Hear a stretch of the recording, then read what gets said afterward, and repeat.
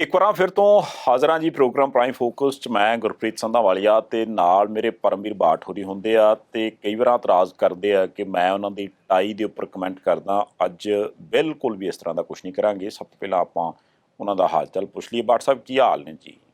ਐਨ ਵਧੀਆ ਜੀ, ਚੜ੍ਹਦੀ ਕਲਾ ਬੱਲੇ ਬੱਲੇ ਹੋਈ ਪਈ ਹੈ, ਠੀਕ ਠਾਕ ਆ ਜੀ ਮਾਹੌਲ। ਕਿਉਂਕਿ ਅੱਜ ਇੱਥੇ ਸਾਡੇ ਕਹੀ ਜਾਣਾ ਕਿ ਪੰਜਾਬੀਆਂ ਦੇ ਬ੍ਰਿਟਿਸ਼ ਕੋਲੰਬੀਆ ਦੇ ਵਿੱਚ ਵਿਧਾਨ ਸਭਾ ਦੀਆਂ ਚੋਣਾਂ ਲਈ ਵੋਟਾਂ ਪੈ ਰਹੀਆਂ, ਇਸ ਕਰਕੇ ਵਧੀਆ ਮਾਹੌਲ ਜੀ। ਬੰਦਾ ਫੜਿਆ ਜਾਂਦਾ ਬਾਠ ਸਾਹਿਬ, ਇਹ ਤੁਸੀਂ ਗੱਲ ਦੱਬੀ ਦਰਾਈ ਜ਼ਰੂਰ, ਪਰ ਅਖੀਰ ਫਿਰ ਸਾਡਾ ਕੈਨੇਡਾ ਆ ਹੀ ਗਿਆ ਨਾ।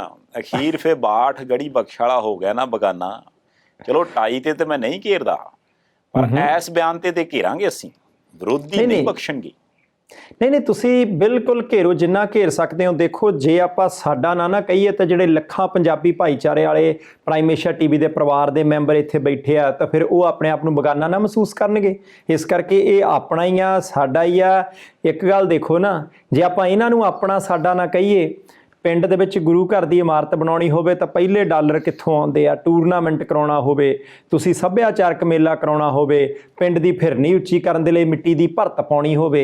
ਇਸ ਕਰਕੇ ਹੈਗੇ ਤਾਂ ਭਾਈ ਆਪਣੇ ਹੀ ਆ। ਬਾਕੀ ਤੁਸੀਂ ਬਗਾਨੇ ਕਰਦੇ ਆ, 20 ਵਾਰੀ ਕਰ ਲਓ। ਮੈਨੂੰ ਪਤਾ ਕਿਉਂ ਬਗਾਨੇ ਕਰਦੇ ਆ। ਜਦੋਂ ਪਿਛਲੇ ਵਾਰੀ ਤੁਹਾਡੀ ਪਾਰਟੀ ਨੇ ਇਲੈਕਸ਼ਨ ਲੜੀ ਸੀ, ਨਹੀਂ NRIs ਨੇ ਫੰਡ ਭੇਜਿਆ, ਗੁੱਸਾ ਕਾਹਦਾ ਭਾ? ਵੇਖੋ, ਬਿਆਨ ਬਦਲਣਾ ਨਹੀਂਗਾ, ਅਸੀਂ ਸਿਰਫ ਗੱਲ ਕਰਦੇ ਆ ਬਾਠ ਦੇ ਬ੍ਰਿਟਿਸ਼ ਕੋਲੰਬੀਆ ਦੀ। ਇਹਦੇ ਚ ਬਾਕੀਆਂ ਨਾਲ ਤਾਂ ਕੋਈ ਲੈਣਾ ਦੇਣਾ ਹੀ ਹੈ ਨਹੀਂਗਾ। ਅਸੀਂ ਤਾਂ ਇਹ ਕਹਿੰਦੇ ਵੀ ਬੰਦੇ ਨੂੰ ਸਾਲ ਨਹੀਂ ਹੋਇਆ ਕੈਨੇਡਾ ਗਏ ਨੂੰ ਤੇ ਭੁੱਲ ਗਿਆ। ਇਹ ਫਿਰ ਤੁਸੀਂ ਇੱਥੇ ਆ ਕੇ ਬਿਆਨ ਹੀ ਦਿੰਦੇ ਸੀ ਵੀ ਉਹ ਬੰਦਾ 100 ਰੁਪਇਆ ਕਬੱਡੀ ਟੂਰਨਾਮੈਂਟ ਤੇ ਮਗਰੋਂ ਦਿੰਦਾ। ਇਹ ਨਾਲ ਕਹਿੰਦਾ ਵੀ ਨਾਲ ਲਿਖ ਦਿਓ ਪਰਮਵੀਰ ਸਿੰਘ ਬਾਠ ਕੈਨੇਡਾ ਵਾਲੇ।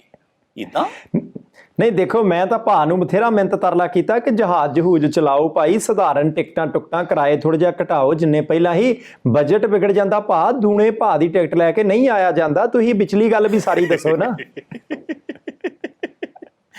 ਚਲੋ ਲਾਤੀ ਖਿੱਚਣੀ ਹੀ ਕਿਸੇ ਚੀਜ਼ ਤੇ ਹੋ ਗਈ ਭਰਾਵਾ, ਗੁੱਸਾ ਕਿਉਂ ਕਰਦੇ ਜੀ? ਅੱਛਾ ਗੱਲ ਸੁਣੋ ਬਾਠ ਸਾਹਿਬ, ਇਹ ਹੁਣ ਜਿਹੜਾ ਅੱਜ ਆ ਵੋਟਾਂ ਵਾਟਾਂ ਜਾਂ ਤੁਹਾਡੇ ਪੈ ਗਈਆਂ, ਤੇ ਇਹ ਮਤਲਬ ਹੁਣ ਨਵੀਂ ਸਰਕਾਰ ਬਣ ਗਈ? ਥੋੜ੍ਹੀ ਸਮਝਾਓ ਯਾਰ, ਸਾਡੇ ਪੰਜਾਬ ਵਾਲਿਆਂ ਨੂੰ ਕੋਈ ਪੱਲੇ ਪਾ ਦਿਆ ਕਰੋ ਹੁੰਦਾ ਕਿ ਇੱਥੇ, ਕਿਉਂਕਿ ਆ ਥੋੜ੍ਹੇ ਚਿਰ ਪਹਿਲਾਂ ਤੇ ਇੱਕ ਵੋਟਾਂ ਜਿਹੀਆਂ ਪਈਆਂ ਸੀ। ਉਹ ਕਿਹੜੀਆਂ ਵੋਟਾਂ ਸੀ ਫਿਰ? ਦੇਖੋ, ਉਹ ਵੋਟਾਂ ਹੋਰ ਸੀ, ਉਦੋਂ ਤਾਂ ਪ੍ਰਧਾਨ ਮੰਤਰੀ ਚੁਣਨਾ ਸੀ। ਤੇ ਹੁਣ ਇਹ ਜਿਹੜਾ ਸਰੀ ਵੈਨਕੂਵਰ ਦਾ ਸੂਬਾ, ਇਹਨਾਂ ਜਿਹੜੇ ਸੂਬੇ 'ਚ ਨੇ ਬ੍ਰਿਟਿਸ਼ ਕੋਲੰਬੀਆ, ਉਹਦੀਆਂ ਵਿਧਾਨ ਸਭਾ ਦੀਆਂ ਚੋਣਾਂ। ਇੱਧਰੋਂ ਆਪਣਾ ਪ੍ਰਾਈਮ ਫੋਕਸ ਮੁੱਕਣਾ ਹੈ, ਉਧਰੋਂ ਨਾਲ ਹੀ ਇੱਧਰਲੇ ਸ਼ਾਮ 8 ਵਜਣੇ ਆ ਤੇ ਵੋਟਾਂ ਪੈਣ ਦਾ ਕੰਮ ਮੁੱਕ ਜਾਣਾ। ਨਾਲ ਹੀ ਬਕਸੇ ਖੁੱਲ ਜਾਣੇ ਆ, ਵੋਟਾਂ ਦੀ ਗਿਣਤੀ ਸ਼ੁਰੂ ਹੋ ਜਾਣੀ ਆ। ਤੇ ਆਪਾਂ ਨਾਲ ਹੀ ਪ੍ਰਾਈਮ ਏਸ਼ੀਆ ਟੀਵੀ ਦੇ YouTube ਦੇ ਉੱਤੇ ਤੇ ਪ੍ਰਾਈਮ ਏਸ਼ੀਆ ਟੀਵੀ ਤੇ ਉਹਨਾਂ ਗਿਣਤੀਆਂ ਦਾ ਸਾਰਾ ਹਿਸਾਬ ਕਿਤਾਬ, ਲੇਖਾ ਜੋਖਾ ਲਾਈਵ ਦੱਸਾਂਗੇ। ਕਿਹੜੇ ਹਲਕੇ ਤੋਂ ਕਿਹੜਾ ਉਮੀਦਵਾਰ ਅੱਗੇ ਜਾ ਰਿਹਾ, ਕਿਹੜਾ ਪਿੱਛੇ ਜਾ ਰਿਹਾ। ਮੈਂ ਇੱਦਾਂ ਹੀ ਬਸ ਮਾੜਾ ਜਿਹਾ ਕੋਟ ਲਾ ਕੇ ਦੂਜਾ ਪਾ ਕੇ ਉਹਨਾਂ ਨਾਲ ਹੀ ਬਹਿ ਜਾਣਾ ਹੀ ਫਿਰ। ਹਾਏ ਹਾਏ ਹਾਏ, ਚਲੋ ਮੈਂ ਜ਼ਰੂਰ ਬੇਨਤੀ ਕਰਾਂ ਜੀ ਕਿ ਵੀ ਪ੍ਰਾਈਮ ਏਸ਼ੀਆ ਟੀਵੀ ਆਪ ਜੀ ਨੂੰ ਹੁਣ ਜਿੱਥੇ ਕਿਤੇ ਵੀ ਇਲੈਕਸ਼ਨ ਹੁੰਦੀ ਹੈ, ਚਾਹੇ ਉਹ ਇੰਡੀਆ ਦੀ ਹੋਵੇ, ਚਾਹੇ ਪੰਜਾਬ ਦੀ ਹੋਵੇ, ਚਾਹੇ ਕੈਨੇਡਾ ਦੀ ਨੈਸ਼ਨਲ ਲੈਵਲ ਦੀ ਇਲੈਕਸ਼ਨ ਹੋਵੇ ਟਰੂਡੋ ਹੋਰਾਂ ਵਾਲੀ, ਤੇ ਚਾਹੇ ਹੁਣ ਸਟੇਟ ਦੀ ਹੈ, ਅਸੀਂ ਤੁਹਾਨੂੰ ਨਾਲ ਦੀ ਨਾਲ ਦਿਖਾਉਂਦੇ ਰਹਿੰਦੇ ਹਾਂ। ਸੋ ਤੁਸੀਂ ਉਹ ਜ਼ਰੂਰ ਅਪਡੇਟਾਂ ਨਾਲੋਂ ਨਾਲ ਸੁਣਨੀਆਂ। ਤੇ ਮੈਂ WhatsApp ਇੱਧਰ ਆਪਣੇ ਪਿੰਡਾਂ ਵਾਲਿਆਂ ਨੂੰ ਸਮਝਾ ਲਵਾਂ ਵੀ ਦੇਖੋ, ਗੱਲ ਇਹ ਵੀ ਪਹਿਲਾਂ ਪਈਆਂ ਸੀ ਵੋਟਾਂ ਕੈਨੇਡਾ 'ਚ ਮੋਦੀ ਵਾਲੀਆਂ, ਹੁਣ ਵੋਟਾਂ ਪੈ ਰਹੀਆਂ ਨੇ ਇਸ ਵਕਤ ਕੈਨੇਡਾ 'ਚ ਆਪਣੇ ਕੈਪਟਨ ਸਰਕਾਰ ਵਾਲੀਆਂ। ਤੇ ਬਾਠ ਸਾਹਿਬ ਸਰਪੰਚੀ ਵਾਲੀ ਨਹੀਂ ਪੈਂਦੀਆਂ ਯਾਰ ਤੁਹਾਡੇ ਇੱਥੇ? ਉਹ ਦੇਖੋ, ਅਜੇ ਮੇਰੇ ਹੁੰਦੇ ਤੇ ਨਹੀਂ ਪਈਆਂ, ਕਿਉਂਕਿ ਸਾਡੇ ਭਾਦੀਆਂ ਭਾਵੇਂ ਉੱਪਰ ਵਾਲੀਆਂ ਵੋਟਾਂ ਭਾਵੇਂ ਥੱਲੇ ਵਾਲੀਆਂ, ਜਦ ਸ਼ਾਮ ਨੂੰ ਕੁੰਡਾ ਖੜਕਣਾ ਹੀ ਨਹੀਂ, ਇੰਨਾ ਕੁ ਦਰਵਾਜ਼ਾ ਖੁੱਲ੍ਹ ਕੇ ਅੰਦਰ ਨੂੰ ਕੱਚ ਦਾ ਕੁਛ ਆਉਣਾ ਹੀ ਨਹੀਂ। ਸਾਡੇ ਭਾਦੀਆਂ ਭਾਵੇਂ ਪੰਚੀ ਦੀਆਂ ਪੈਣ, ਭਾਵੇਂ ਸਰਪੰਚੀ ਦੀਆਂ ਪੈਣ, 20 ਅਹੁਦੇ ਇੱਥੇ ਹੈ ਹੀ ਨਹੀਂ ਛਕਣ ਛਕਾਉਣ ਵਾਲੇ। ਨਾ ਲੰਬੜਦਾਰੀ ਇੱਥੇ ਕਿਤੇ ਦੀਦੀ ਹੈ, ਨਾ ਜ਼ਿਲ੍ਹਾ ਪ੍ਰੀਸ਼ਦ ਬਲਾਕ ਸੰਮਤੀ ਕਿਤੇ ਦੀਦੀ ਹੈ। ਢੋਲ ਢਮੱਕਾ ਤਾਂ ਕੋਈ ਹੈ ਹੀ ਨਹੀਂ। ਮੈਂ ਸੋਚਦਾ ਸੀ ਕਿ ਭਾਈ ਇੱਥੇ ਢੋਲ ਢਮੱਕਾ ਹੋਊਗਾ, ਕਿਤੇ ਆਓ ਤੂੰ ਤਾਂ ਕੁਛ ਵੀ ਨਹੀਂ, ਜਾਣੀ ਹੈ ਹੀ ਨਹੀਂ, ਭੋਕਾ ਹੀ ਆ। ਇੰਨਾ ਕੁ ਤਾਂ ਆਪਾਂ ਚਲੋ ਮੀਂਹ ਪੈਂਦਾ ਹੋਵੇ ਤਾਂ ਕਰਾਰੇ ਜਿਹਾ ਹੋ ਜੀਦਾ। ਕਿਆ ਬਾਤ। ਇਹ ਨਾ ਬਾਠ ਸਾਹਿਬ ਤੁਸੀਂ ਸੁਜੈਸ਼ਨ ਦਿਓ ਲੀਡਰਾਂ ਨਾਲ, ਤੁਸੀਂ ਬਹਿਨੇ ਕੈਨੇਡਾ ਵਾਲਿਆਂ ਨਾਲ ਵੀ। ਆ ਜਦੋਂ ਸਰਕਾਰ ਬਣ ਜਾਂਦੀ ਇਹਨਾਂ ਨੂੰ ਆਖੋ ਵੀ ਕੈਨੇਡਾ 'ਚ ਸਰਪੰਚੀ ਦੀਆਂ ਇਲੈਕਸ਼ਨਾਂ ਕਰਾਓ। ਉਹ ਥੋੜ੍ਹਾ ਜਿਹਾ ਵੰਡ ਵਰਤ ਜਾਂ ਤੁਸੀਂ ਆਪਣੇ ਹਿਸਾਬ ਨਾਲ ਕਰਾ ਲਿਓ ਵੀ ਇਸ ਮਹੱਲੇ ਨੂੰ, ਇਸ ਕਲੋਨੀ ਨੂੰ ਆਪਾਂ ਫਲਾਨਾ ਪਿੰਡ ਲਾਉਣ ਦਿੰਦੇ, ਇੱਥੋਂ ਇੱਕ ਸਰਪੰਚ ਹੋਊਗਾ, ਇੱਕ ਉੱਥੋਂ ਹੋਊਗਾ, ਫੇਰ ਨਜ਼ਾਰੇ ਆਉਣੇ ਅਸਲੀ। ਉਤਲੀ ਇਲੈਕਸ਼ਨਾਂ ਦਾ ਕੋਈ ਲੈਣ ਦੇਣਾ ਹੈ ਹੀ ਨਹੀਂ।